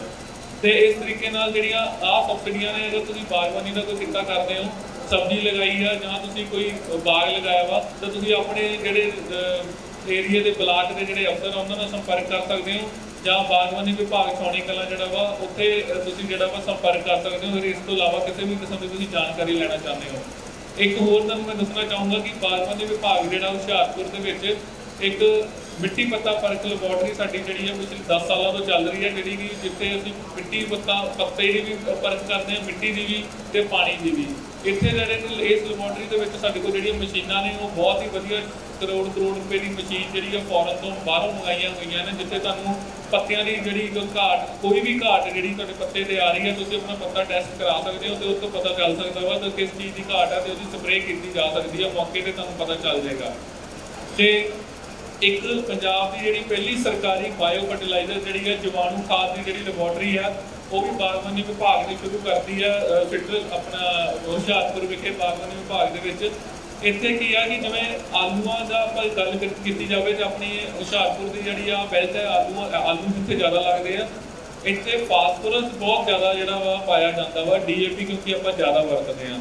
ਫਾਸਫੋਰਸ ਦੀ ਜਿਹੜੀ ਨਾਰਮਲ ਰੇਂਜ ਆ ਉਹ 5 ਤੋਂ 9 ppm ਹੁੰਦੀ ਆ, ਪਰ ਜਿਹੜੇ ਇਸ ਏਰੀਏ ਦੇ ਸੈਂਪਲ ਜਿਹੜੇ ਅਸੀਂ ਟੈਸਟ ਕੀਤੇ ਆ, ਇੱਥੇ ਜਿਹੜਾ ਫਾਸਫੋਰਸ ਪਾਇਆ ਗਿਆ ਵਾ ਉਹ 15 ਤੋਂ ਲੈ ਕੇ 25 ਦੇ ਵਿੱਚ ਪਾਇਆ ਗਿਆ ਵਾ, ਯਾਨੀ ਕਿ ਉਸ ਤੋਂ 3 ਗੁਣਾ ਜਾਂ 2 ਗੁਣਾ ਜ਼ਿਆਦਾ ਪਾਇਆ ਗਿਆ ਵਾ। ਤਾਂ ਇਸ ਕਰਕੇ ਇੱਥੇ ਕਿਸਾਨ ਵੀਰਾਂ ਨੂੰ ਮੈਂ ਇਹ ਗੱਲ ਇੱਕ ਜ਼ਰੂਰ ਐਡ ਕਰਨੀ ਚਾਹੂੰਗਾ ਕਿ ਜੇਕਰ ਤੁਸੀਂ DAP ਪਾ ਰਹੇ ਹੋ ਤਾਂ DAP ਦੇ ਨਾਲ ਇੱਕ ਫਾਸਫੋਰਸ ਸੋਲਿਬਲਾਈਜ਼ਿੰਗ ਬੈਕਟੀਰੀਆ ਜਿਹੜਾ ਵਾ ਉਹਨੂੰ ਜ਼ਰੂਰ ਵਰਤਿਆ ਕਰੋ, ਕਿਉਂਕਿ ਆਪਣੀ ਜ਼ਮੀਨ ਦੇ ਵਿੱਚ ਫਾਸਫੋਰਸ ਪਹਿਲਾਂ ਹੀ ਬਹੁਤ ਪਈ ਹੈਗੀ ਆ। ਜਿਵੇਂ ਮੈਂ ਤੁਹਾਨੂੰ ਦੱਸਿਆ ਕਿ 5 ਤੋਂ ਲੈ ਕੇ 9 ppm ਤੱਕ ਫਾਸਫੋਰਸ ਹੋਣੀ ਚਾਹੀਦੀ ਹੈ, ਪਰ ਆਪਣੇ 15 ਤੋਂ 25 ਜਿਹੜੀ ਫਾਸਫੋਰਸ ਆ ਉਹ ਆਪਣੀ ਜ਼ਮੀਨ ਦੇ ਵਿੱਚ ਫਿਕਸ ਫਾਰਮ ਦੇ ਵਿੱਚ ਪਈ ਆ, ਉਹ ਬੂਟਿਆਂ ਨੂੰ ਮਿਲਦੀ ਨਹੀਂ ਪਈ। ਉਹ ਜਦੋਂ ਆਪਾਂ DAP ਹੋਰ ਵਿੱਚ ਬੈਗ ਪਾ ਦਿੰਦੇ ਆ ਤਾਂ ਉਹਦੇ ਨਾਲ ਉਹ ਹੋਰ ਵੱਧ ਜਾਂਦੀ ਆ, ਕਿਉਂਕਿ ਉਹ ਮਿੱਟੀ ਦੇ ਵਿੱਚ ਫਿਕਸ ਹੋ ਰਹੀ ਆ, ਬੂਟੇ ਨੂੰ ਨਹੀਂ ਮਿਲ ਰਹੀ ਉਹ ਚੀਜ਼। ਤਾਂ ਆਪਾਂ ਨੂੰ ਕੋਈ ਇਦਾਂ ਦੀ ਚੀਜ਼ ਪਾਉਣੀ ਚਾਹੀਦੀ ਹੈ ਜਿਹੜੀ ਮਿੱਟੀ ਵਿੱਚੋਂ ਉਸ ਫਾਸਫੋਰਸ ਨੂੰ ਤੋੜ ਕੇ ਬੂਟੇ ਨੂੰ ਅਵੇਲੇਬਲ ਕਰਾਵੇ। ਤਾਂ ਫਾਸਫੋਰਸ ਸੋਲਿਬਲਾਈਜ਼ਿੰਗ ਬੈਕਟੀਰੀਆ ਜਿਹੜਾ ਵਾ ਉਹ ਇਹ ਕੰਮ ਕਰਦਾ ਵਾ, ਜਿਹੜਾ ਮਿੱਟੀ ਦੇ ਵਿੱਚ ਫਿਕਸ ਹੋਈ ਫਾਸਫੋਰਸ ਆ ਉਹਨੂੰ ਤੋੜ ਕੇ ਬੂਟੇ ਨੂੰ ਦਿੰਦਾ ਵਾ। ਤਾਂ DAP ਦੇ ਆਪਾਂ ਵਰਤ ਰਹੇ ਹਾਂ, ਅਗਰ ਜਿੱਥੇ ਆਪਾਂ 4 ਬੈਗ DAP ਦੇ ਪਾਉਂਦੇ ਆ ਤਾਂ ਆਪਾਂ ਨੂੰ 2 ਬੈਗ ਪਾਉਣ ਦੀ ਜ਼ਰੂਰਤ ਪਊਗੀ, ਬਾਕੀ ਦੀ ਫਾਸਫੋਰਸ ਜਿਹੜੀ ਆ ਉਹ ਬੈਕਟੀਰੀਆ ਨੇ ਆਪਣੇ ਬੂਟੇ ਦੀ ਪੂਰੀ ਕਰ ਦੇਣੀ ਆ। ਤੇ ਇਸ ਕਰਕੇ ਇਹਨਾਂ ਚੀਜ਼ਾਂ ਦਾ ਧਿਆਨ ਰੱਖਣਾ ਬਹੁਤ ਜ਼ਰੂਰੀ ਹੈ, ਤਾਂ ਹੀ ਆਪਾਂ ਜਿਹੜਾ ਆਪਣੀ ਖੇਤੀ ਨੂੰ ਜਿਹੜੀ ਹੈ ਲਾਹੇਵੰਦ ਬਣਾ ਸਕਾਂਗੇ, ਕਿਉਂਕਿ ਆਪਣੇ ਖਰਚੇ ਵੈਸੇ ਜਿਹੜੇ ਹੈਗੇ ਖੇਤੀ ਦੇ ਦਿਨੋਂ ਦਿਨ ਵੱਧਦੇ ਜਾ ਰਹੇ ਆ।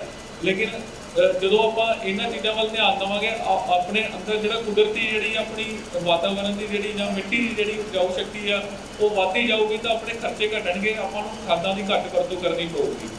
ਤੇ ਇਸ ਤੋਂ ਇਲਾਵਾ ਜੇਕਰ ਕਿਸੇ ਕਿਸਮ ਦੀ ਕੋਈ ਜਾਣਕਾਰੀ ਲੈਣਾ ਚਾਹੁੰਦਾ ਵਾ ਤਾਂ ਬਾਗਬਾਨੀ ਵਿਭਾਗ ਦੇ ਬਲਾਕ ਦੇ ਜਿਹੜੇ ਦਫ਼ਤਰ ਨੇ ਉੱਥੇ ਬਾਗਬਾਨੀ ਵਿਕਾਸ ਅਫਸਰ ਨਾਲ ਆਪਣੇ ਸੰਪਰਕ ਕਰ ਸਕਦੇ ਹੋ ਜੀ। ਧੰਨਵਾਦ। अभी एक्सपर्ट फिर से प्रश्न करेंगे किसान भाइयों से, और आप में से जिसको भी उत्तर आता है वो हाथ खड़े कर दीजिएगा। ਬਸ ਮੇਰਾ ਜਿਹੜਾ ਸਭ ਤੋਂ ਮੇਨ ਸਵਾਲ ਇਹੀ ਮੈਂ ਪੁੱਛਣਾ ਚਾਹੂੰਗਾ ਕਿ ਜਿਵੇਂ ਆਲੂਆਂ ਦੇ ਵਿੱਚ ਆਪਾਂ DAP ਦੀ ਵਰਤੋਂ ਵੱਧ ਕਰਦੇ ਹਾਂ, ਤਾਂ ਮੈਂ ਜਿਸ ਬੈਕਟੀਰੀਆ ਦਾ ਨਾਮ ਲਿਆ ਉਸ ਬੈਕਟੀਰੀਆ ਦਾ ਨਾਮ ਦੱਸ ਦਿਓ ਬਸ। ਹਾਂਜੀ ਹਾਂਜੀ ਹਾਂਜੀ, ਆ ਜਾਓ PSP जी, फॉस्फोरस सॉल्युबलाइजिंग बैक्टीरिया। बागवानी विभाग के द्वारा जो योजनाएं चलाई जा रही हैं और आलू प्रबंधन के बारे में महत्वपूर्ण जानकारी अभी आपको प्राप्त हुई। अब मैं आमंत्रित करने जा रही हूँ हुंडई मोटर्स की ओर से अंजू शर्मा जी को आमंत्रित करने जा रही हूँ, जो कि GM सेल्स हैं, और कोयल हुंडई HMIL से हमारे बीच है। ये आपको हुंडई की नई रेंज के बारे में जानकारी देगी, जो कि गाँवों के लिए बहुत महत्वपूर्ण कारों की जो रेंज है उसके बारे में आपको जानकारी देने वाली है अंजू शर्मा जी। नमस्कार। आज इस किसान चौपाल के उपलक्ष्य में ग्रीन टीवी और सभी जितने भी गेस्ट आए हैं, यहाँ पे किसान भाई जो आए हैं, उन सबको Koyal Hyundai Hoshiarpur and entire group की तरफ से बहुत बहुत नमस्कार है और आप सबका स्वागत करती हूँ सर। यहाँ पे आज इस ओकेजन पे बहुत कुछ सीखने को भी मिल रहा है, देखने को भी मिल रहा है। आप सब लोगों की तरफ से जो भी क्वेश्चन आंसर्स हो रहे हैं, वो भी आप लोगों का पार्टिसिपेशन जो है वो बहुत अच्छा है।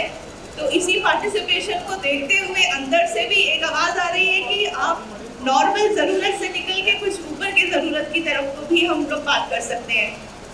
आप सब जानते हैं कि हमारी बेसिक जो ज़रूरत थी, ट्रैक्टर्स कि रोटी कपड़ा और मकान जो अब बढ़ चढ़कर आप सब जानते हैं कि गाड़ियाँ भी एक हमारी अहम जो है वो ज़रूरत बन चुकी है। हर जगह अगर बात होती है तो गाड़ियाँ भी हमारे जीवन के अंदर एक बहुत बड़ा रोल प्ले करती है, जिसमें कि सारी हमारी ब्रांड्स जो है वो आप सबको सपोर्ट करती है। Goyal Hyundai group as such जो है वो कई सालों से यहाँ पर वर्क कर रहा है, जिसके पूरे विवरण जो है वो मैं आपको स्लाइड वाइज आपको दूंगी।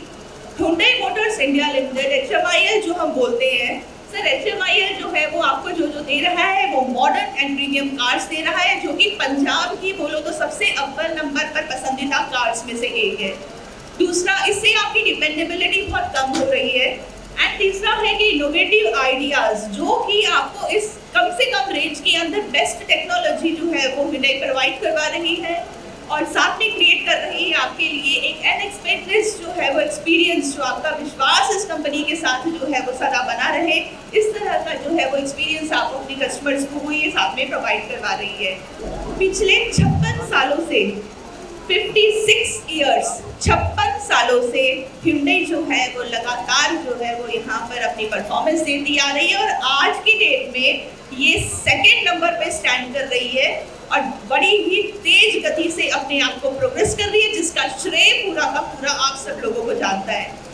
सर, इस चीज़ के लिए मैं आपको बताना चाहूँगी, क्योंकि इंडियन इकोनॉमी जो है वो भारत की जितनी इकोनॉमी है उसके 50% जो हमारी डिपेंडेबिलिटी है दैट इज ऑन फार्मर्स, यानी कि किसान भाइयों के ऊपर जो है वो निर्भर करती है।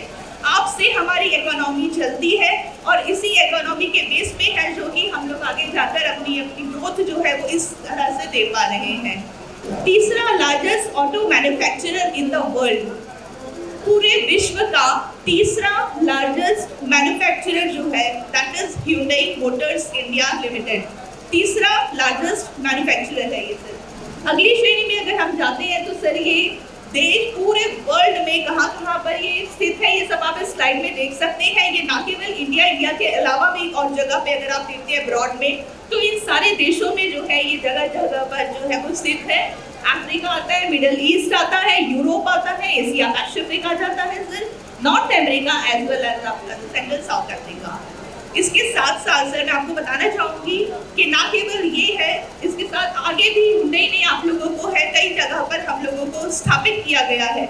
यानी अगर मैं बात करती हूँ तो 1996 में सबसे पहले चेन्नई में प्लांट लगाया गया था। 1996 से लेके हुंडई ने इंडिया में अपना पैर धरा था, तब से लेके आज तक ये सेकंड पोजीशन पे आकर अपने आप को लाकर एक दिखा सकती है कि वो किस तरह से बेस्ट परफॉर्म कर रही है।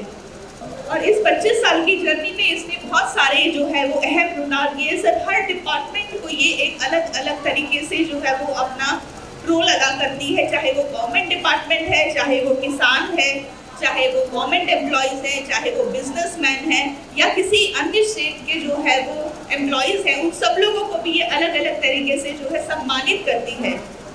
एक स्कीम आती है सर हमारे यहाँ पर किसानों के लिए, दैट इज संबंध स्कीम। संबंध स्कीम, ये संबंध स्कीम केवल हमारी हैचबैक गाड़ियों में आती है, और हैचबैक गाड़ियों में अगर मैं बात करती हूँ तो ग्रैंड आइटन न्योस आ जाती है, i20 और ऑरा। अगर इन गाड़ियों में अगर मैं बात करूँ तो संबंध स्कीम है जिसमें कि आप अपने ट्रैक्टर की RC लगाकर उसके अगेंस्ट जो है वो स्कीम्स जो है वो क्लेम कर सकते हैं। ये स्कीम हर महीने चेंज होती है, कभी ये 30,000 से लेके 3100 रुपये कुछ ना कुछ जो है मान सम्मान एक अलग से दिया जाता है, apart from existing offers of HMIL। इसकी एस्टैब्लिशमेंट्स के बारे में अगर हम बात करते जाते हैं तो ये सबसे ज़्यादा एक्सपोर्टर है। यहाँ से मैन्युफैक्चरर होकर भी इसकी सबसे बड़ा एक्सपोर्टर इन इंडिया जो है वो ये हुंडई हमारी मानी जाती है सर। हुंडई के रूरल सेल्स आउटलेट है सर। रूरल सेल्स आउटलेट मैं आपको बताना चाहूँगी जो कि गांव-गांव में इस्टेब्लिश किए गए हैं। आगे हमारी एक स्लाइड आएगी कि किस तरह से हुंडई ने अपनी एक बड़ी स्टेट से लेके छोटे-छोटे गाँव में किस तरह से उसने अपने आप को बसाया है। तो इसी तरीके से 630 रूरल आउटलेट्स जो है वो एंटायर जो है हम लोग यहाँ पर रन कर रहे हैं, और इसी के साथ धीरे धीरे और आगे जो है वो बढ़ते जाएंगे ताकि आप तक हमारी अप्रोच आसान हो, आपका समय कम लगे, आपका जाने आने का समय जो है वो कम इन्वेस्ट हो, घरों के नज़दीक गांव-गांव में आपको जो है वो उसकी उसकी सहूलतें मिल सके। यही कारण है कि ये रूरल सेल्स आउटलेट जो कि गांव में बनाया जाता है, उन सब लोगों को हुंडई काफी हद तक प्रमोट कर रही है। अपने साथ साथ मैं आपको और भी बताऊंगी सर इसमें कि किस तरीके से हम लोगों ने जो है वो इसको गांव के अंदर एस्टैब्लिश करवाया था। ये हमारा प्रोडक्ट पोर्टफोलियो है सर। जैसे कि मैंने आपको बताया कि हैचबैक गाड़ियां हैं जिसमें संबद्ध स्कीम्स जो है वो किसानों के लिए दी जाती हैं, जिसमें कि हमारी ग्रैंड आइटन नियोस आ गई है और न्यू i20 आ गई है सर। अब एक्सयूवी में अगर हम बात करें तो आप सब जानते हैं आपकी पसंदीदा गाड़ी है जो सबसे ज्यादा पंजाब में बिकने वाली गाड़ी सर, वो हमारी सब आ जाती है। एक्स्टर हमारी new car, venue, Creta, Tucson and Alcazar Punjab की सबसे ज्यादा पसंदीदा गाड़ियां जो कि सबसे ज्यादा हमारे किसान भाई खरीदते हैं। और मैं थैंक्स करना चाहती हूँ उनका कि वो लोग बढ़ चढ़कर जो है वो इसके बिकाव में आगे बढ़ चढ़कर हिस्सा लेते हैं। सिडान में अगर मैं बात करूं तो सिडान में औरा और वरना आती है, और इलेक्ट्रिक गाड़ियां से हमारे पास 2 रेंज में इलेक्ट्रिक कार्स आती है, आयनिक और कोना इलेक्ट्रिक। मैं इन प्रोडक्ट्स की डिटेलिंग में ज़्यादा नहीं जाऊंगी, आप लोगों का समय मैं समझ सकती हूँ कि कितना है। ये बेसिक पावर एंड टॉर्क्स है। हमारा स्टॉल लगा हुआ है सर यहाँ पे, बाहर जहाँ पे गाड़ियाँ भी डिस्प्ले में हुई है, क्रेटा, वेन्यू और i20, नई i20 जो अभी हमारी लॉन्च हुई है, नई वाली आई है, वो भी हम लाए हैं, लेकिन वो हमने साथ में लगाई है स्टॉल के। तो अगर कोई इच्छुक है न्यू i20 देखने वाले, वो वहाँ देख सकते हैं। हमारी टीम आपके सपोर्ट के लिए खड़ी है, सारी इन्फॉर्मेशन देने के लिए जो है वो आपके साथ खड़ी हुई है। नाउ अगेन अब मैं आ जाती हूँ गोयल हुंडई की ब्रांचेस के लिए। Goyal Hyundai sales and service में लगातार आप लोगों को पिछले 21 ईयर्स से यहाँ पे सर्व कर रहा है मिस्टर लव गोयल। ये हमारे एमडी मैनेजिंग डायरेक्टर हैं सर, जो कि सबसे पहले विश्वास रखते हैं कस्टमर फर्स्ट में और कस्टमर ही प्रायोरिटाइज करते हैं। वो हमेशा से उनका यही मोटो रहा है कि चाहे वो हमारा सर्विस एरिया हो या फिर वो सेल एरिया हो, गोयल हुंडई का जो मोटो रहेगा वो हमेशा से कस्टमर फर्स्ट ही रहेगा। जिसको हम वर्कर्स हैं, हम एम्प्लॉयज़ हैं, उसको पूरी तरीके से ज़मीन की तरह से हम उसको ग्राउंड लेवल पर उसको करना चाहते हैं और इम्प्लीमेंट कर भी रहे हैं। Goyal is present in 8 locations of Punjab, जिसका मैं आपको पूरा का पूरा हायरार्की समझाऊंगी। गोयल हुंडई का सिग्नेचर डीलर है और हमारे यहाँ पर बड़ी सारी इलेक्ट्रिक कार्स भी मिलती हैं। ये है सर हमारा जो पूरा प्लेटफॉर्म, यहाँ पे आप लोग देख सकते हैं गोयल हुंडई जलंधर, ये हमारा परागपुर वाला आउटलेट है, बड़ा वाला आउटलेट, उसके अंडर में आता है। उसी के नीचे आता है कपूरथला वाला ब्रांच, कपूरथला सिटी और नकोदर। ये सारी ब्रांचेस आती हैं जलंधर के अंदर, जो कि अलग अलग तरीके से ये अपनी अपनी लोकेशंस में पब्लिक को सर्व कर रही है। यहाँ पे सर्विस प्लस सेल्स दोनों चीज़ें जो है वो बाकायदा दी जाती है। इसके बाद अगर हम आते हैं तो नेक्स्ट है गोयल हुंडई लुधियाना। लुधियाना के साथ हमारा एक दूसरा DPU है, लुधियाना DPU, और फिर बडाला एंड नकोदर भी सर नया एड ऑन हो गया है। और गोयल हुंडई होशियारपुर, मैं आपको बिल्कुल क्लियर करना चाहती हूँ सर कि गोयल हुंडई एज सच एक होशियारपुर अभी आया है, पिछले 1 साल से यहाँ पर काम कर रहा है, उससे पहले यहाँ पे नहीं था। पिछले 1 साल में यहाँ पर आप लोगों की मदद से जो है वो ये पार्टिसिपेशन बहुत अच्छी रही है। होशियारपुर के अलावा हमारे 2 नए आउटलेट्स और आए हैं। दसूया में एक हमारा मैकडीज के पास में नया शोरूम खुला है, और हमारा गढ़शंकर में भी अभी एक लेटेस्ट है जो इसी महीने में नया आउटलेट जो कि रूरल आउटलेट है खुलने जा रहा है। यहाँ पे आप लोगों को सेल प्लस सर्विसेज जो है दोनों प्रोवाइड करवाई जाएगी। ये एक आउटलुक है सर, हमारे स्लाइड्स हैं जो हमारे शोरूम से उनके स्लाइड्स हैं। ये सर पहली हमारी आयनिक जो लॉन्च हुई थी इलेक्ट्रिक कार, तो ये उसकी ब्रांडिंग और उसकी सेल है जिनको बेची गई थी। लुधियाना में फर्स्ट कस्टमर सेल हुई है। कहीं पे भी कस्टमर रेंज में, कस्टमर सेटिस्फैक्शन में, कस्टमर की कन्वीनियंस में अगर हमारा रोल है तो we are always there with you and we entirely thank you all for being here.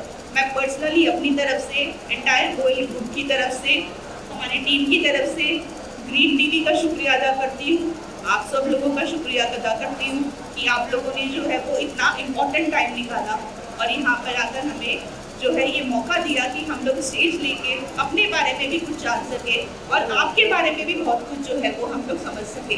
Thank you so much for being with us. Thank you. मैंने एक स्कीम का नाम लिया था कि किसानों के लिए एक स्पेशल स्कीम हम लोग देते हैं जो कि हैचबैक गाड़ियों में है। क्या कोई मुझे उस स्कीम का नाम बता सकता है फ्रॉम फार्मर्स? सबाध स्कीम का नाम है नीरजपुरी। आ जाइए, मंच पर आ जाइएगा। अभी हुंडई मोटर्स की गाड़ियों की रेंज के बारे में भी आपको मैम ने जानकारी दी। मैं आमंत्रित करूंगी अब श्री सुखजिंदर सिंह जी को, जो कि एरिया बिजनेस मैनेजर है महिंद्रा फाइनेंस की ओर से। सुखजिंदर जी, आप आमंत्रित हैं। महिंद्रा फाइनेंस के द्वारा किसानों की जो भी आर्थिक समस्याएं रहती हैं उनका समाधान करने के लिए कुछ तरीके, कुछ स्कीम्स महिंद्रा फाइनेंस के पास है। तो आइए जानते हैं हम सुखजिंदर सिंह जी से कि महिंद्रा फाइनेंस क्या कुछ सॉल्यूशन ला रहा है किसानों के लिए। ग्रीन टीवी वालों आयोजित किए गए इस कार्यक्रम में आए हुए सारे ही मुख्य मेहमान ते आए हुए सारे ही किसानों मेरे वालों प्यार भरा जी आया। मैं Sukhjinder area business manager Mahindra finance वालों तो महिंद्रा फाइनेंस आ रहे हैं। सपने पूरे करना जानते हैं हम हैं महिंद्रा फाइनेंस, भारत की अग्रणी फाइनेंस कंपनी। पिछले 30 सालों से हम देश भर के ग्रामीण भागों में एवं भारत के सभी शहरों में लोन, बीमा और निवेश की सुविधाएं घर घर पहुंचा रहे हैं।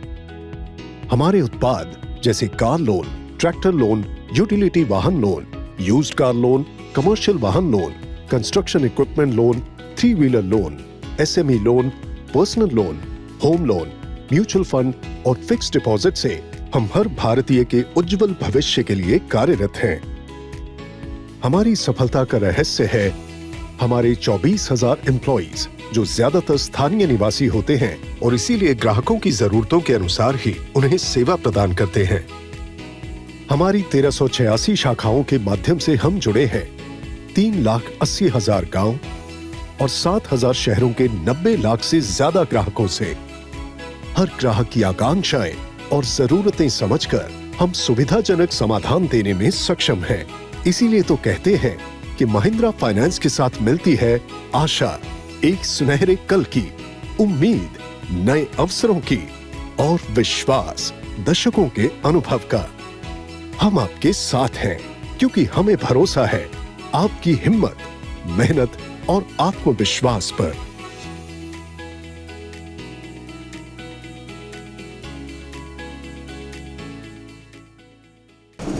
गल करांगे महिंद्रा फाइनेंस की पहचान की। महिंद्रा फाइनेंस एक कोई भी महिंद्रा का नाम सुनता है तो सब तो पहले महिंद्रा के नाम तो एक इमेज क्रिएट होती है। महिंद्रा दी गड्डियाँ XUV हो गई, बोलेरो पिकअप हो गई, बोलेरो हो गई, या फिर किसान भरा सोचण के महिंद्रा के ट्रैक्टर है। उसी दी ही महिंद्रा एक पेरेंट महिंद्रा की सिस्टर कंपनी है महिंद्रा फाइनेंस, जो कि पेरेंटिंग महिंद्रा वालों है। असी पिछले 33 सालों तो पूरे भारत दे विच मौजूद हाँ और फाइनेंस का ਵੱਖ-ਵੱਖ गड्डियां के उत्ते ते ट्रैक्टर के उत्ते आपां फाइनेंस की सुविधा उपलब्ध करवाते आ रहे हैं। साडा मेन मोटिव ते मकसद rural and semi urban area को कवर करना है, जिथे कि साडे किसान भरा या फिर रूरल एरिया के लोग जो कि अप्रोच नहीं कर पाते उन्होंने door to door service Mahindra finance के एम्पलॉइज उपलब्ध करवाते हैं। साडे ग्राहक ही साडी असली ताकत है। गल करन दा साडे विच मौजूद बैठे हुए सज्जन भी बहुत सारे महिंद्रा फाइनेंस के ग्राहक होंगे, मैं उम्मीद करता हाँ, जो कि साडी सर्विस का फायदा उठा रहे होंगे। पूरे भारत के विच साडे 1386 तो भी ज़्यादा ब्रांचेज ओपन हो गई हैं, जिथे कि आप अलग अलग जगह में सर्व करते आ रहे हैं। 3,80,000 तो भी वध पिंडां दे विच साडी मौजूदगी उपलब्ध है, 7,000 तो भी वध शहरों में आप उपलब्ध हाँ। अगर आप गल करिए साडे ग्राहक की, साडे टोटल कस्टमर 90 ਲੱਖ ਦੇ ਕਰੀਬ ਹੋ ਗਏ ਹਨ, ਜੋ ਕਿ ਜ਼ਿਆਦਾਤਰ ਜਿਵੇਂ ਮੈਂ ਗੱਲ ਕੀਤੀ ਆ ਸਾਡੀ coverage semi urban and rural areas ਦੇ ਵਿੱਚ ਹੈ। ਮੋਸਟਲੀ ਸਾਡਾ ਜੋ ਕਸਟਮਰ ਹੈ ਉਹ ਅਰਬਨ ਜਾਂ ਫਿਰ semi urban and rural areas ਤੋਂ ਮੌਜੂਦ ਹਨ, ਜਿਨ੍ਹਾਂ ਦੇ ਵਿੱਚ ਸਾਡੇ ਕਿਸਾਨ ਭਰਾ ਜ਼ਿਆਦਾ ਅਵੇਲੇਬਲ ਹਨ। ਗੱਲ ਕਰਾਂਗਾ ਆਪਾਂ ਕਿਸ ਗੱਡੀ ਦੇ ਉੱਤੇ ਆਪਾਂ ਲੋਨ ਕਰ ਦਿੰਦੇ ਹਾਂ ਜਾਂ ਫਿਰ ਸਾਡੇ ਪ੍ਰੋਡਕਟਸ ਕੀ ਹਨ। ਕਾਰ ਲੋਨ ਦੇ ਵਿੱਚ ਜ਼ਰੂਰੀ ਨਹੀਂ ਕਿ ਆਪਾਂ ਮਹਿੰਦਰਾ ਦੀਆਂ ਹੀ ਗੱਡੀਆਂ ਫਾਈਨਾਂਸ ਕਰਦੇ ਹਾਂ। ਮਹਿੰਦਰਾ ਤੋਂ ਇਲਾਵਾ ਸਾਡੇ ਨੌਨ ਐਮਐਡਐਮ ਪ੍ਰੋਡਕਟਸ ਜੋ ਬਾਹਰ ਹਿਊਂਡੇ ਦਾ ਸਟਾਲ ਲੱਗਾ ਹੋਇਆ ਹੈ, ਮਰੂਤੀ, ਟਾਟਾ, ਇਹ ਸਾਰੀਆਂ ਦੀ ਗੱਡੀਆਂ ਆਪਾਂ ਫਾਈਨਾਂਸ ਉਪਲਬਧ ਹੈ। ਟਰੈਕਟਰ ਲੋਨ ਦੀ ਗੱਲ ਕਰੀਏ, ਟਰੈਕਟਰ ਦੇ ਵਿੱਚ ਸਿਰਫ ਆਪਾਂ ਮਹਿੰਦਰਾ ਐਂਡ ਸਵਰਾਜ ਦੇ ਟਰੈਕਟਰ ਹੀ ਫਾਈਨਾਂਸ ਕਰਦੇ ਹਾਂ। ਨੌਨ ਐਮਐਡਐਮ ਟਰੈਕਟਰਸ ਦੇ ਵਿੱਚ ਸਾਡੀ ਨੌਨ ਐਮਐਡਐਮ ਟਰੈਕਟਰ ਦੇ ਵਿੱਚ ਫਾਈਨਾਂਸ ਉਪਲਬਧ ਨਹੀਂ ਮਿਲੇਗਾ। ਗੱਲ ਕਰੀਏ ਅਗਰ ਯੂਜ਼ਡ ਟਰੈਕਟਰ ਦੀ, ਰੀਫਾਈਨਾਂਸ ਸਾਰੇ ਹੀ ਪ੍ਰੋਡਕਟਸ ਦੇ ਉੱਤੇ ਆਪਾਂ ਟਰੈਕਟਰਸ ਦੇ ਵਿੱਚ ਅਵੇਲੇਬਲ ਕਰਵਾ ਦਿੰਦੇ ਹਾਂ। ਯੂਜ਼ਡ ਕਾਰ ਲੋਨ ਦੇ ਵਿੱਚ ਵੀ ਸੇਮ ਹੈ ਕਿ ਪਿਛਲੇ 12 ਸਾਲ ਦੀਆਂ ਗੱਡੀਆਂ ਤੱਕ ਦਾ ਆਪਣਾ ਕਿਸੇ ਦੇ ਕੋਲ ਵੀ ਘਰ ਦੇ ਵਿੱਚ ਕੋਈ ਗੱਡੀ ਘਰ ਦੇ ਵਿੱਚ ਅਵੇਲੇਬਲ ਹੈ।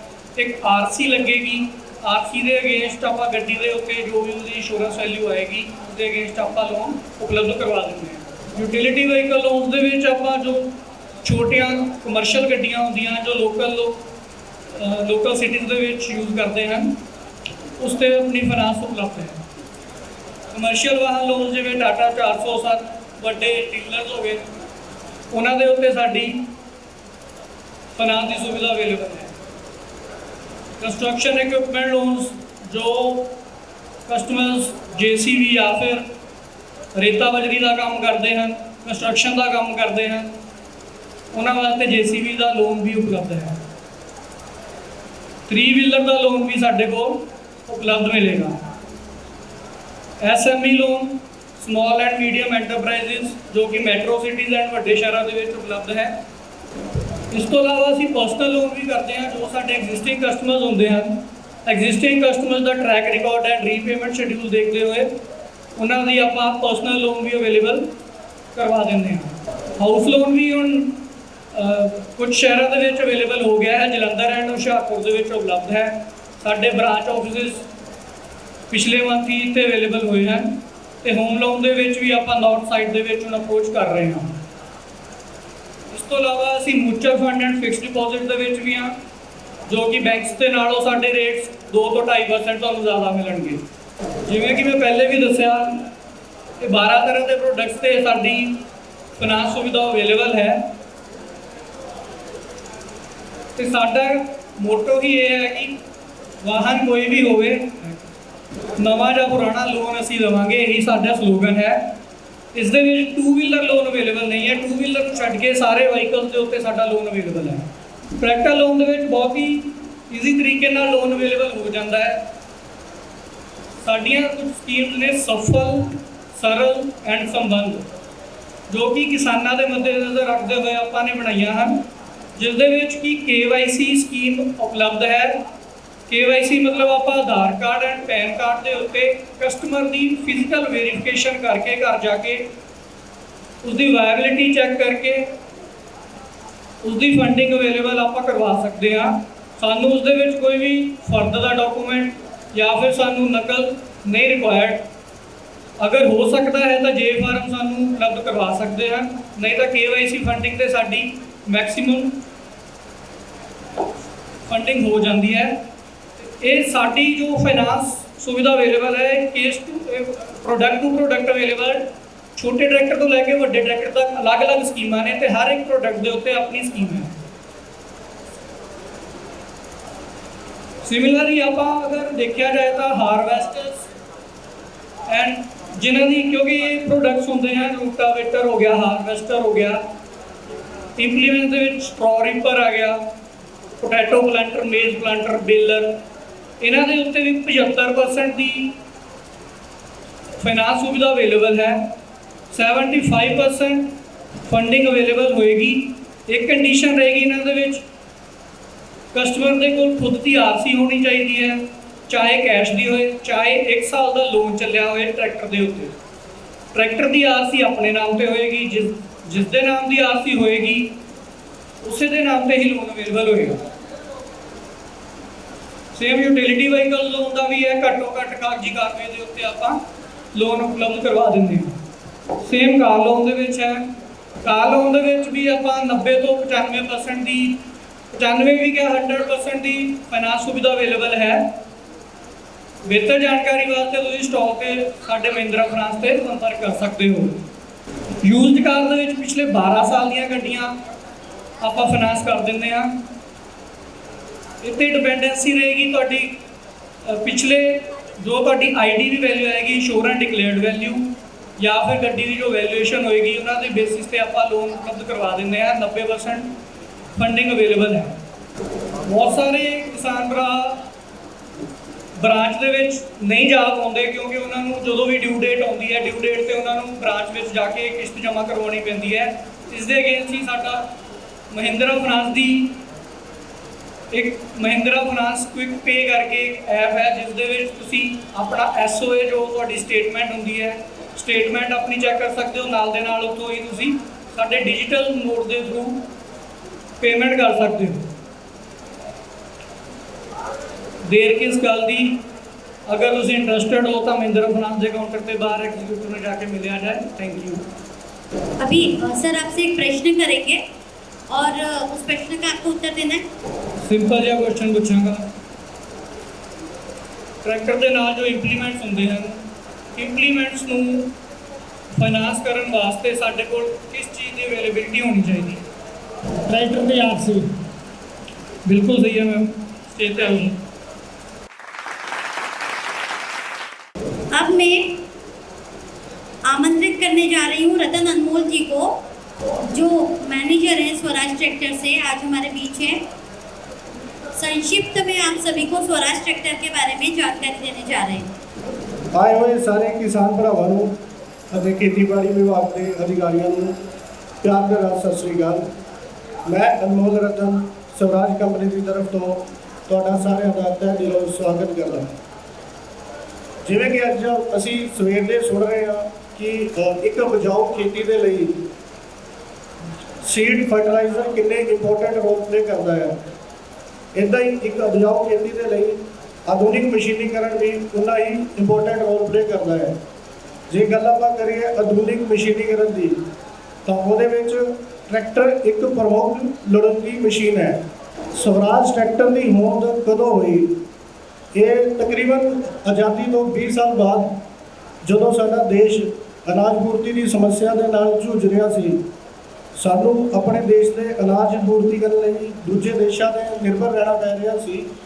तद उस टाइम पंजाब सरकार ते सेंट्रल सरकार ने मिल के एक कंपनी का निर्माण किया जो 1965 के विच शुरुआत हुई सी, जिसका नाम PTL सी, पंजाब ट्रैक्टर लिमिटेड कंपनी, जो कि पूर्ण रूप तो एक स्वदेशी कंपनी सी, स्वदेशी कंपनी है।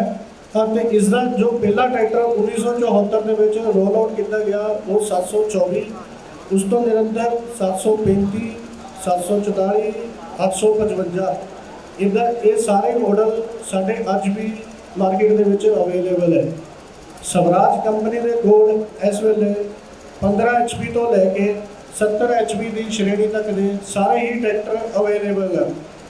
अगर आप डिटेल गल करिए 717 सब तो छोटा ट्रैक्टर 15 HP की श्रेणी, 724 25 तो 30 HP श्रेणी, 733 उस तो बाद 735 उस तो बाद 742 13 छे के टायर 14 और 28 के टायर के विच, उस तो बाद 744 FE 744 XT 2 स्पीड 3 स्पीड, उस तो बाद 855 की गल करिए आप 855 14 9 28 855 16 9 28 2 स्पीड 3 स्पीड ट्रैक्टर। उस तो बाद अगर आप गल की सुपर सीडर चला ली 55 HP तो उपर वाले ट्रैक्टर लगते हैं, वो साढ़े को 963 969 वर्गे बड़े ट्रैक्टर अवेलेबल है।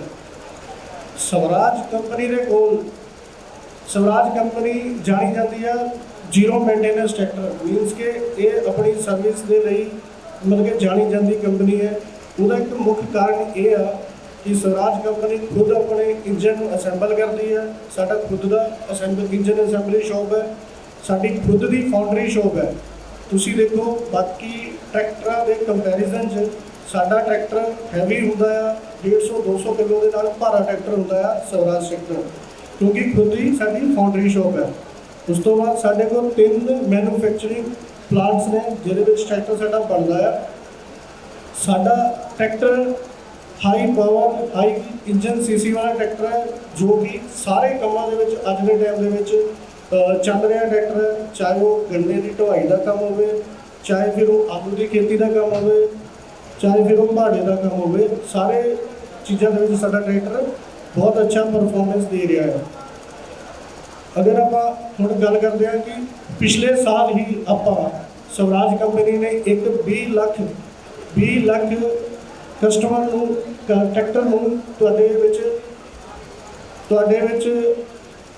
दिता है। इस टीचे को आप हासिल किया है, तो हुण आप इस तो अगे होर वड्डा टीचे को हथ पावांगे और उहदे लई हुण स्वराज एक नवे स्वराज के रूप दे विच आ रहा है, जिहड़ा कि फुल फीचर्स दे नाल लेस है। और उहदे लई आपां तुहानूं आधुनिक फीचर्स है जो उहदे बारे आपां तुहानूं हुण एक प्रैजेंटेशन दे राहीं एक स्लाइड के राਹੀਂ आपां तुहानूं जानकारी देवांगे। मैं चाहांगी कि साडे मिस्टर रजिंदर जी स्टेज पर आन और वो तुहानूं टैक्नीकली नवा जो स्वराज साडा आया है नवी शो दे विच नवीं टैक्नीक्स दे नाल वो तुहानूं जानकारी देण। मिस्टर रजिंदर जी बहुत बहुत धन्यवाद अमोल जी का। प्यारे किसान वीरो, मैं चाहना तुसीं जिहड़े पिछे वीर मेरे खड़े आ बैठ जाण, क्योंकि बहुत ही तुहाडे अपने पुत्र किसान का पुत्र होंदा ट्रैक्टर, अज आपां उहदी गल करन जा रहे हैं। बड़े माण वाली गल है कि पंजाब दे विच तुहाडी गौरमेंट ने पंजाब सरकार ने ट्रैक्टर बनाया सीगा ते तुहाडे वास्ते ही असीं आए हैं। मैं कोशिश करांगा कि तुहानूं थोड़ी जी जानकारी ट्रैक्टर बारे दित्ती जाए, क्योंकि मैं खुद किसान हाँ और मेरा डिस्ट्रिक्ट भी हुशियारपुर है। मैं एक फार्मर के तौर पर स्वराज ने मैंने कंपनी के विच लिया सीगा ते हुण मैं तुहाडे नाल साझा करांगा स्वराज दीयां स्लाइडां। स्वराज ट्रैक्टर कंपनी ने जो स्वराज ट्रैक्टर बनाए 855 ट्रैक्टर साडा किसी भी पहचान का मोहताज नहीं है। तकरीबन हर पिंड दे विच ये ट्रैक्टर ने अपनी हाज़री लवाई आ। समय के हाणी रहिंदियां होया सानूं जिद्दां इंप्लीमेंट चेंज होए आ, बार बार खेती का ढंग चेंज होया, कोविड तो बाद बहुत कुछ नवीं चेंजां आ गईयां। वो समय के हाणी होण दे लई असीं नवें ट्रैक्टरां दे विच बहुत वधिया तुहाडे किसान वीरां दे वास्ते चेंजां कीतीआं और जिहड़े मॉडर्न इंप्लीमेंट आ गए आ खेती दे उहदे नाल मैचिंग ट्रैक्टरां दे विच जिहड़ियां हैगीआं ओह फैसिलिटीज़ तुहानूं दित्तिआं आ। हुण आपां कोशिश करांगे जल्दी तो जल्दी आपां इन्हां दे बारे जानकारी लईए क्योंकि तुहाडा समां बहुत कीमती आ। High torque engine, high CC ते हाई पावर जिहड़े स्वराज ट्रैक्टर दे इंजन आ ये हाई सीसी के इंजन है। हजे तक जिन्नियां भी कंपनियां ने 3 सिलेंडर के इंजन दिते वो साडी जिन्नी सीसी च नहीं है। साढ़े कोल 3480 सीसी तक की जी 3 सिलेंडर के इंजन और 963 ट्रैक्टर के साढ़े को 3800 सीसी का 3 सिलेंडर के इंजन है। साढ़े इंजन घट चक्कर ले जाते हैं, स्लो स्पीड के इंजन है जोड़े कि 2000 चक्कर से अपनी पूरी पावर कर जाते हैं, जिहदे नाल कि किसान की घसाई बचती है। इंजन की जी लाइफ आ वो स्वराज की मनी हुई है कि सब तो लंबा टाइम स्वराज का इंजन चलता है। हाई पावर घट चक्कर से लंबी पावर पैदा करते हैं। स्वराज के यहो ट्रैक्टर जिन्होंने 1400 चक्कर से भी पूरी पावर लै सकते हैं। घट चक्कर से काम करने स्वराज जो जानिया जाता। उस तो बाद आ गई जी लिफ्टिंग कैपेसिटी। सब तो इंपोर्टेंट चीज़ अजकल के जिन्ने हैवी इंप्लीमेंट आ रहे हैं उन्होंने तुहाडे ट्रैक्टर कदे भी नहीं चक्कणगे जे तुहाडे इंप्लीमेंट चक्कण की ताकत लिफ्ट के नहीं है। बहुत कंपनियां ने बाहरों सिलेंडर ला के लिफ्ट की कैपेसिटी बढ़ाई आ। स्वराज के सारे ट्रैक्टरों की लिफ्टिंग कैपेसिटी जी असीं इंटरनल पार्ट्स के चेंज करके बनाई है। साडी जी लिफ्ट कैपेसिटी आ तुहानूं तकरीबन घट्टो घट 1500 kg 735 और 843 ट्रैक्टरों और उस तो उपर के जिन्ने साडे ट्रैक्टर आ सारिਆਂ की 2200 kg की लिफ्ट कैपेसिटी दी जाऊगी। जिहड़े ट्रैक्टर बाहर खड़े आ इन्हां दे विच भी 2200 kg की लिफ्ट कैपेसिटी आ। उस तो बाद अपना जी चेंज आई आ वो हुण नवे स्वराज के आपां चेंज की आपां हुण इंजन की सीसी ते गल करते हैं कि वो चेंज आई किहड़ी आ। जिहड़े पहलां साडे ट्रैक्टर 744 42 ते 843 ट्रैक्टर सीगे इन्हां दे विच 3136 सीसी का इंजन सीगा जिहड़ा कि आपां इंजन नूं पावर नूं प्रमोट करके 3308 सीसी ते लै गए आ। हुण जिहड़े इंजन आउगे पहले 855 के इंजन च आऊगा। जिहड़ा ट्रैक्टर साडे कोल 744 FE भी आएगा वो भी वड्डी पावर च आऊगा। 3480 सीसी इंजन जो ट्रैक्टर अपने को बाहर डिस्पले होया 744 XD और 3480 सीसी इंजन आ गया। 855 भी 3480 सीसी इंजन आ गया। ਉਹ ਤੋਂ ਬਾਅਦ ਸੀਗੀ ਟਾਰਕ, ਸਭ ਤੋਂ ਇੰਪੋਰਟੈਂਟ ਚੀਜ਼। ਅੱਜ ਕੱਲ੍ਹ ਅਸੀਂ ਬਹੁਤ ਲੋਕ ਹਾਰਸ ਪਾਵਰ ਦੇ ਹਿਸਾਬ ਨਾਲ ਟਰੈਕਟਰ ਮਿਲਦੇ ਹੁੰਦੇ ਸੀਗੇ। ਨਵੀਂ ਮਾਡਰਨ ਖੇਤੀ 'ਚ ਹਾਰਸ ਪਾਵਰ ਨੂੰ ਨਹੀਂ ਗਿਣਿਆ ਜਾਂਦਾ। ਨਵੀਂ ਮਾਡਰਨ ਖੇਤੀ ਦੇ ਵਿੱਚ ਇੰਜਣ ਦੁਆਰਾ ਪੈਦਾ ਕੀਤੀ ਕੋਈ ਟਾਰਕ ਨੂੰ ਗਿਣਿਆ ਜਾਂਦਾ। ਉਹ ਨਵੇਂ ਇੰਜਣਾਂ 'ਚ ਅਸੀਂ ਟਾਰਕ ਜਿਹੜੀ ਆ ਉਹ ਚੱਕ ਦਿੱਤੀ ਆ, ਸਾਰੇ ਇੰਜਣਾਂ ਦੀ ਵੱਡੀ ਕਰ ਦਿੱਤੀ ਆ। 855 ਜਿਸ ਤਰ੍ਹਾਂ 211 newton meter, 744 XT 209 newton meter, 744 FP 193 newton meter, 42 XT 193 newton meter ਤੇ 843 XM 177 newton meter, 843 4 wheel drive 181 newton meter, ਜਿਹੜੀ ਕਿ ਇਸ ਨਿਊਟਨ ਮੀਟਰ ਦੀ ਜਿਹੜੀ ਇਹ ਤੁਹਾਡੀ ਸਾਰੀ ਸ਼੍ਰੇਣੀ ਆ, ਇਹਦੇ ਵਿੱਚ ਇਹ ਟਰੈਕਟਰ 45 ਤੋਂ 50 ਹਾਰਸ ਪਾਵਰ ਕੈਟਾਗਰੀ ਦੇ ਵਿੱਚ ਸਾਰੇ ਆ ਗਏ। ਇਸ ਤੋਂ ਅੱਗੇ ਇੰਜਣ ਦੀ ਜਿਹੜੀ ਰੱਖ ਰਖਾਵ ਹੁੰਦਾ ਟਰੈਕਟਰ ਦਾ ਸਭ ਤੋਂ ਇੰਪੋਰਟੈਂਟ ਚੀਜ਼ ਆ। ਰੱਖ ਰਖਾਵ ਇਹ ਆ ਵੀ ਟਰੈਕਟਰ ਆਪਾਂ ਲੈ ਲਈਏ ਮਹਿੰਗਾ ਤੇ ਉਹਦਾ ਰੱਖ ਰਖਾਵ ਜਿਹੜਾ ਉਹ ਤਾਂ ਸਾਨੂੰ ਕਰਨਾ ਹੀ ਪੈਣਾ। ਤੇ ਸਵਰਾਜ ਟਰੈਕਟਰ ਨੇ ਉਸ ਰੱਖ ਰਖਾਵ ਦਾ ਖਰਚਾ ਘਟਾਉਣ ਦੇ ਲਈ ਜਿਹੜੀ ਹੁਣ ਆਪਣੇ ਟਰੈਕਟਰ ਦੀ ਸਰਵਿਸ ਆ, ਉਹ ਪਹਿਲਾਂ ਜਿਹਨਾਂ ਟਰੈਕਟਰਾਂ ਦੀ 250 ਤੇ ਹੁੰਦੀ ਸੀ, ਹੁਣ 400 ਤੇ ਹੋਣੀ ਆ।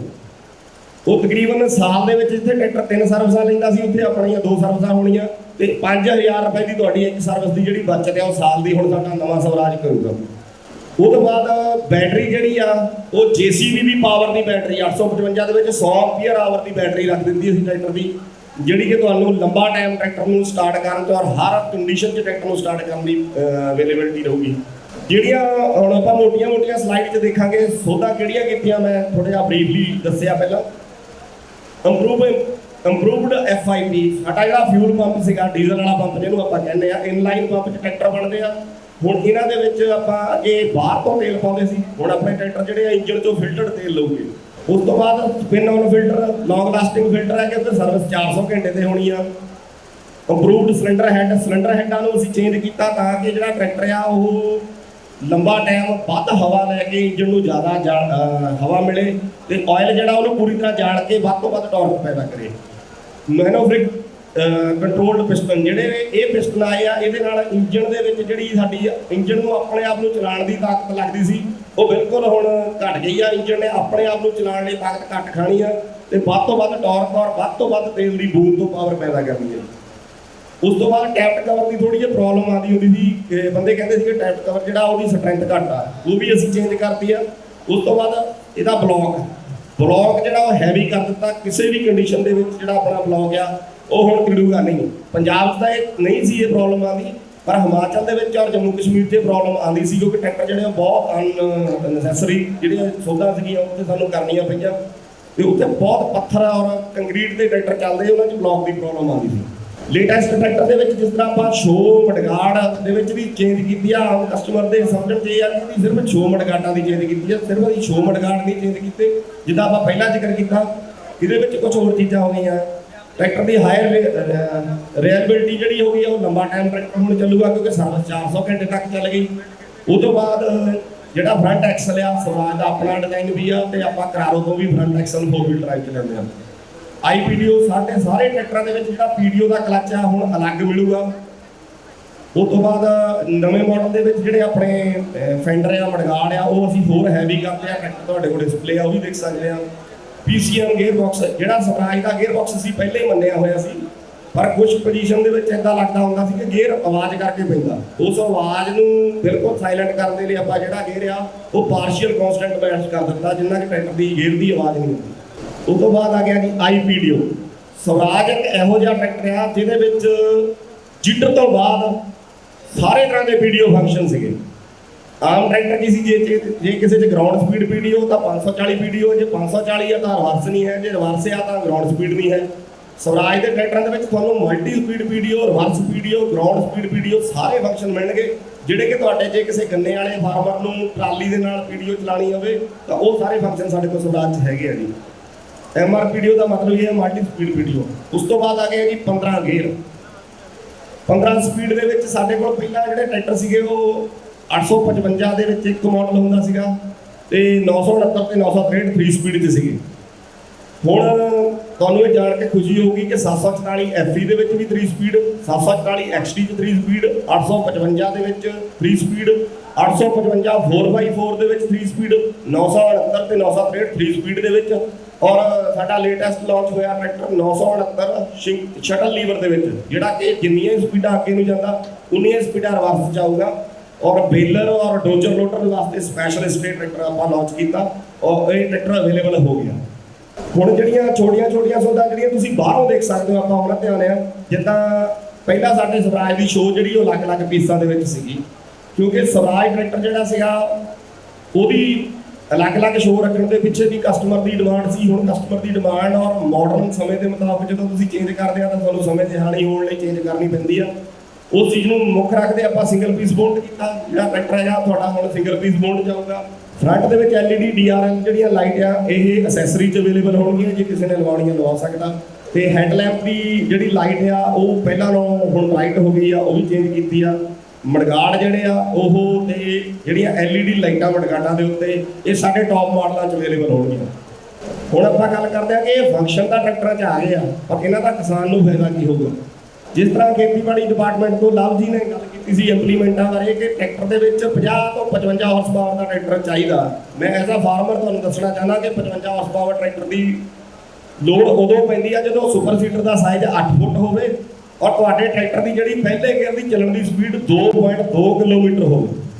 ਤੇ ਤੁਹਾਨੂੰ ਸਵਰਾਜ ਦੇ ਵਿੱਚ ਜਿਹੜੇ ਸਾਡੇ ਟਰੈਕਟਰ ਮਿਲਣਗੇ ਪੋਟੈਟੋ ਦੇ ਵਿੱਚ ਜਿਹੜੇ ਚੱਲਦੇ ਹੈਗੇ ਆ ਪੋਟੈਟੋ ਪਲਾਂਟਰ ਤੇ ਸੁਪਰ ਸੀਡਰ ਐਕਸਪਰਟ ਟਰੈਕਟਰ ਤਿਆਰ ਕੀਤੇ ਆ ਆਪਾਂ। ਇਹਨਾਂ ਦੇ ਵਿੱਚ ਜਿਹੜੀ ਆ ਗੇਅਰ ਦੀ ਸਪੀਡ ਰੱਖੀ ਆ ਉਹ 1.50 ਤੇ ਰੱਖੀ ਆ। ਜਿਹੜਾ ਸਵਰਾਜ ਟਰੈਕਟਰ ਆ ਉਹ ਹਰ ਇੰਪਲੀਮੈਂਟ ਚਲਾ ਸਕੇਗਾ, ਇਹਦਾ ਮੇਰਾ ਤੁਹਾਡੇ ਨਾਲ ਵਾਅਦਾ ਰਿਹਾ। ਤੇ ਸੁਪਰ ਸੀਡਰ ਨੂੰ ਚਲਾਉਣ ਵਾਸਤੇ ਸਾਡੀ ਜਿਹੜੀ ਗੇਅਰ ਸਪੀਡ ਆ ਉਹ ਸਪੈਸ਼ਲ ਹੀ ਹੈ। ਜੇ ਇਸ ਤੋਂ ਵੀ ਸਪੈਸ਼ਲ ਸਾਡਾ ਜਿਹੜਾ 969 ਟਰੈਕਟਰ ਆ ਉਹ ਇੰਡੀਆ ਦਾ ਪਹਿਲਾ ਟਰੈਕਟਰ ਆ ਜਿਹੜਾ ਕੰਬਾਈਨਡ ਗੇਅਰ ਦੇ ਵਿੱਚ ਆ। ਆਮ ਕੰਪਨੀਆਂ ਦੇ ਕੋਲ ਜ਼ਿਆਦਾ ਹਾਈ ਸਪੀਡ ਗੇਅਰ ਆ ਜਾਂ ਲੋ ਸਪੀਡ ਗੇਅਰ ਆ, ਸਾਡੇ ਕੋਲ ਲੋ ਪਲੱਸ ਹਾਈ ਦੋਵੇਂ ਤਰ੍ਹਾਂ ਗੇਅਰ ਆ। ਜਿਹੜਾ ਸਾਡਾ ਟਰੈਕਟਰ ਦਾ ਗੇਅਰ ਆ 0.88 ਮਤਲਬ 880 ਗਜ ਤੋਂ ਲੈ ਕੇ 34 ਕਿਲੋਮੀਟਰ ਦੀ ਰੋਡ ਸਪੀਡ ਇੱਕੋ ਹੀ ਗੇਅਰ ਦੇ ਵਿੱਚ ਅਵੇਲੇਬਲ ਆ। ਜਿਹੜਾ ਸਾਡੇ ਕੋਲ 969 ਟਰੈਕਟਰ ਤੇ 963 ਟਰੈਕਟਰ ਆ ਉਹ ਹਰ ਕੰਮ ਨੂੰ ਕਰ ਸਕਦਾ। ਜਿਹਦਾ ਇੱਕੋ ਹੀ ਗੇਅਰ ਉਹੀ ਹਾਈ ਸਪੀਡ ਗੇਅਰ ਆ ਉਹੀ ਲੋ ਸਪੀਡ ਗੇਅਰ ਆ। ਸੋ ਕਿਸਾਨ ਵੀਰੋ ਇੰਨੀ ਕੁ ਜਾਣਕਾਰੀ ਆਪਾਂ ਸਾਂਝੀ ਕਰਦੇ ਹਾਂ। ਜੇ ਇਸ ਤੋਂ ਜ਼ਿਆਦਾ ਜਾਣਕਾਰੀ ਦੀ ਲੋੜ ਹੋਵੇ ਤੁਸੀਂ ਸਾਡੇ ਡੀਲਰਸ਼ਿਪ ਨਾਲ ਸੰਪਰਕ ਕਰ ਸਕਦੇ ਹੋ। ਆਸ ਕਰਦਾ ਜਾਣਕਾਰੀ ਸਾਂਝੀ ਹੋਵੇ। ਓਵਰ ਟੂ ਅਨਮੋਲ ਰਤਨ। ਅਸਾਂ ਜੀ ਇੱਕ ਚੀਜ਼ ਵੀਡੀਓ ਰਹਿ ਗਈ ਸੀਗੀ, ਉਹ ਸਵਰਾਜ ਦੀ ਹੁਣ ਇੱਕ ਨਵੀਂ ਚੀਜ਼ ਹੋ ਗਈ ਆ। ਪਹਿਲਾਂ ਆਪਣੀ 2000 ਘੰਟਾ ਜਾਂ 2 ਸਾਲ ਦੀ ਵਾਰੰਟੀ ਸੀ। ਹੁਣ ਜਿਹੜੀ ਸਾਡੀ ਵਾਰੰਟੀ ਉਹ 6000 ਘੰਟਾ ਜਾਂ 6 ਸਾਲ। ਜਿਹੜੀ ਚੀਜ਼ ਪਹਿਲਾਂ ਹੋ ਜਾਏ ਜਾਂ 6 ਸਾਲ ਪਹਿਲਾਂ ਹੋ ਜਾਣ ਤੇ ਜਾਂ 6000 ਘੰਟਾ ਪਹਿਲਾਂ ਹੋ ਜਾਏ, ਉਸ ਚੀਜ਼ ਦੇ ਉੱਤੇ ਵੀ ਆਪਾਂ ਕੰਮ ਕੀਤਾ ਤੇ ਹੁਣ ਜਿਹੜੀ ਵਾਰੰਟੀ ਆ ਉਹ ਵੀ ਐਕਸਟੈਂਡ ਹੋ ਗਈ। ਮੈਡਮ ਨੇ ਸਾਨੂੰ ਇੱਕ ਮੌਕਾ ਦਿੱਤਾ ਇੱਕ ਕੁਐਸਚਨ ਕਰਨ ਦਾ। ਸਵਰਾਜ ਬਾਰੇ ਆਪਾਂ ਕੁਝ ਟੈਕਨੀਕਲ ਜਾਣਕਾਰੀ ਵੀ ਦਿੱਤੀ ਆ। ਸੋ ਇੱਕ ਛੋਟਾ ਜਿਹਾ ਕੁਐਸਚਨ ਹੀ ਪੁੱਛਾਂਗੇ। ਜਿਹੜਾ ਕਿ ਇੱਕ ਟਰੈਕਟਰ ਸਾਡਾ 855 ਪੂਰੇ ਪੰਜਾਬ ਦੇ ਉੱਤੇ ਰਾਜ ਕਰਦਾ ਹੈ, ਜਿਹਦੀ ਬਦੌਲਤ ਆਪਾਂ ਕਾਫੀ ਲੰਬੇ ਸਮੇਂ ਤੋਂ ਪੰਜਾਬ ਦੇ ਵਿੱਚ ਲੀਡਰ ਆ, ਨੰਬਰ 1 ਤੇ ਆ। ਉਸ 855 ਦੀ ਹੁਣ ਜੋ ਸੀਸੀ ਆ ਇਸ ਵੇਲੇ ਉਹ ਕਿੰਨੇ ਸੀਸੀ ਦਾ ਇੰਜਨ ਹੁਣ 855 ਵਿੱਚ ਪਾਇਆ ਜਾਂਦਾ है प्लीज?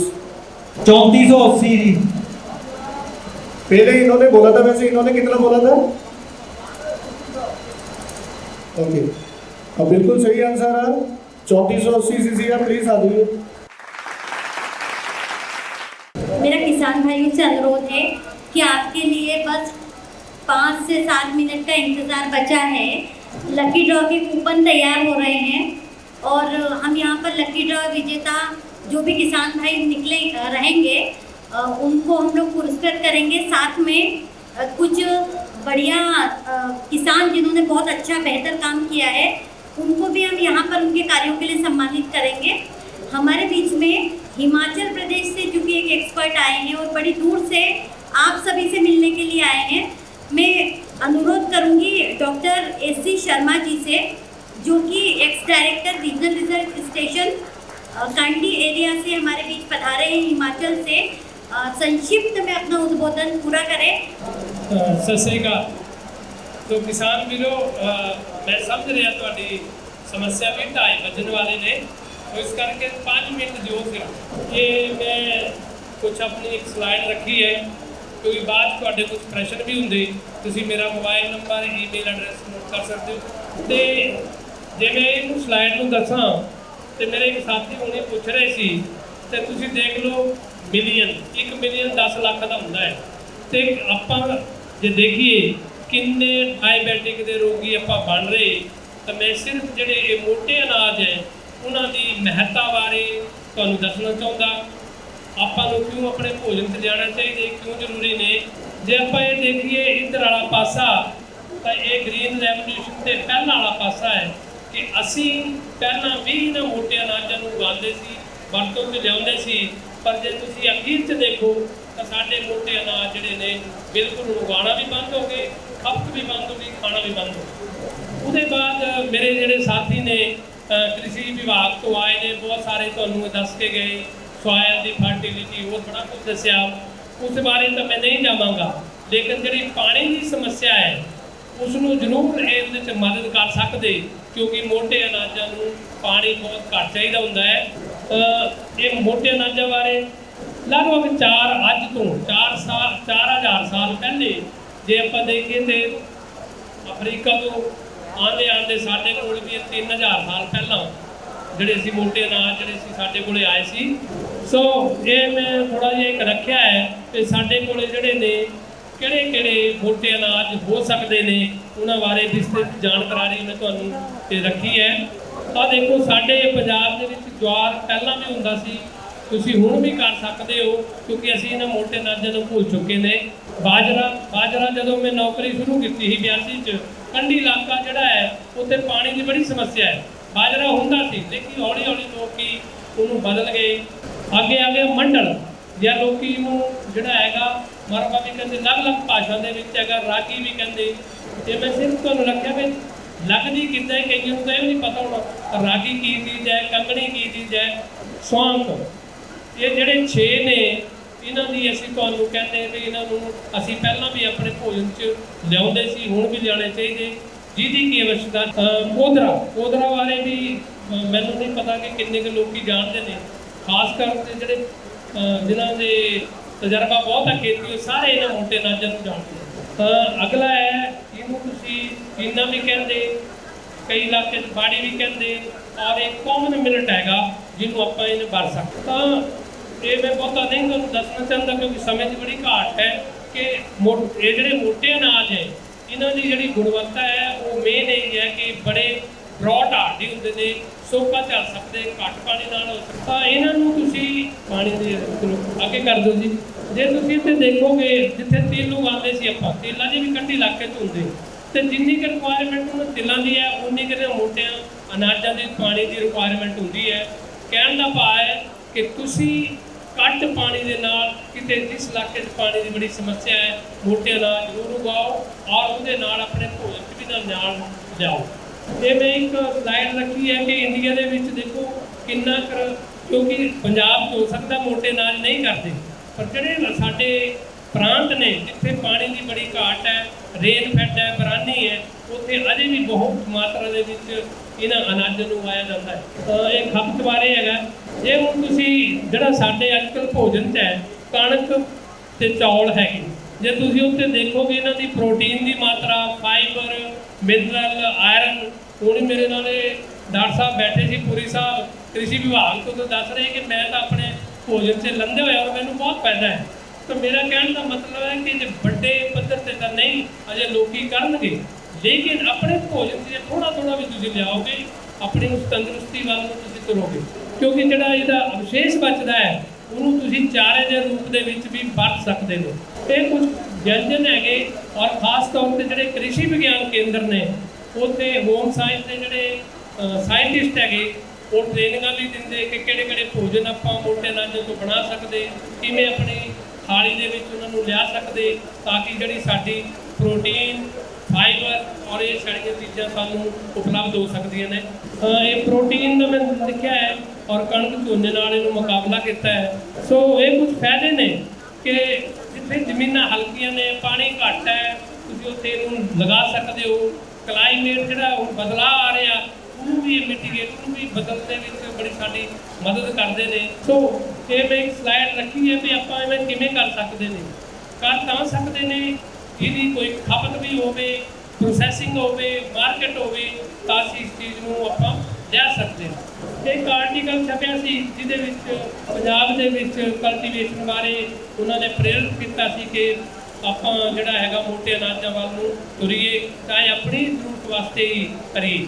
ਅਤੇ ਮੈਂ ਇੱਕ ਕਾਮਨ ਪਲੈਟਫਾਰਮ ਜਿਵੇਂ ਕਿ ਖਿਚੜੀ ਹੈ, आंगनवाड़ी वर्कर है, कॉमन अपने रेट्स होंगे ने, लंगर होंगे ने, उत्थे भी अपन बात करते हैं। ये आयुष मंत्रालय तो हैगा कि जिहदे विच उन्होंने रिकमेंड किया है कि बई जिहड़े मोटे अनाज ने असीं इस रूप दे विच लिया सकते। इवें पंजाब दे विच जिहड़े अनीमिक हो रहे ने उन्होंने ਆਪਾਂ किमें किस तरीके नाल इन्हां मोटे अनाजां नूं अनीमिया दे अगेंस्ट भी कर सकते। तो ये थोड़ा प्रोसैसिंग बारे में लिखा, कुछ लोगों ने प्रोसैसिंग शुरू की हैगी, तुहाडे इलाके की उन्नति हैगी, तलवाड़े वो कर रहे हैं। कुछ और जिन्होंने ट्रेनिंग ली है वो छोटे छोटे उन्होंने उत्पाद जोड़े ने बना रहे हैं और ये साढ़े भोजन के वास्ते आ रहे हैं। तो मैं बहुत समय ना लेंदा होया क्योंकि बहुत सारे जोड़े किसान वीर है मैनू लगता कि थक गए ने, वो डॉक्टर साहब कह रहे हैं, तो मैं और नहीं थकाना चाहता। तो इन्हों का एक मेरे ख्याल पहलू है इस सैशन का कि सवाल आंसर करिए, पर मैनू लगता कि किसान काफ़ी सचेत ने। तुसी मोटे अनाजों की महत्ता और मोटे अनाजों के नाम दस दो। आपका नाम बताइए और उत्तर दीजिए। मनजीत कौर, पोदरा, कंगनी, सौंग, हरी कंगनी।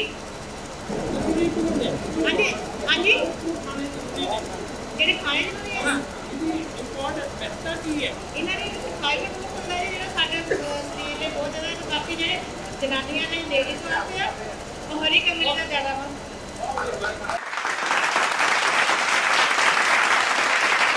अभी विशेष जानकारी हमें मिलेट की खेती के बारे में एससी शर्मा जी ने प्रदान की और अब मैं किसान भाइयों से अनुरोध करूंगी कि अब आप सभी के लिए पुरस्कारों का समय आ गया है, तो आप सभी चौकन्ने होकर सुनिएगा कि पुरस्कारों में कहीं आपका नाम तो नहीं है।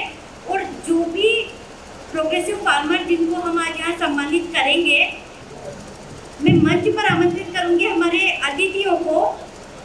Rajiv Ranjan ji deputy project director Atma, Lovely ji assistant agriculture engineer agriculture department, doctor SC Sharma ex director regional research station Kanti, doctor Vikram Verma horticulture development officer, Balraj Sara Punjab agree export corporation, Kulwinder Singh ji CEO Hoshiarpur Krishi producer company limited, Pradeep Chaudhary ji ASM Dhanuka agritech limited, Sukhjinder Singh ji area business manager Mahindra finance, Ratan Anmol ji manager Swaraj tractor, चिराग Arora ji TSM Hyundai motors, miss Anju Sharma ji GM sales OL Hyundai HMIL। सभी अतिथियों से अनुरोध है कि वे हमारे आज के जो प्रोग्रेसिव फार्मर हैं उनको सम्मानित करें।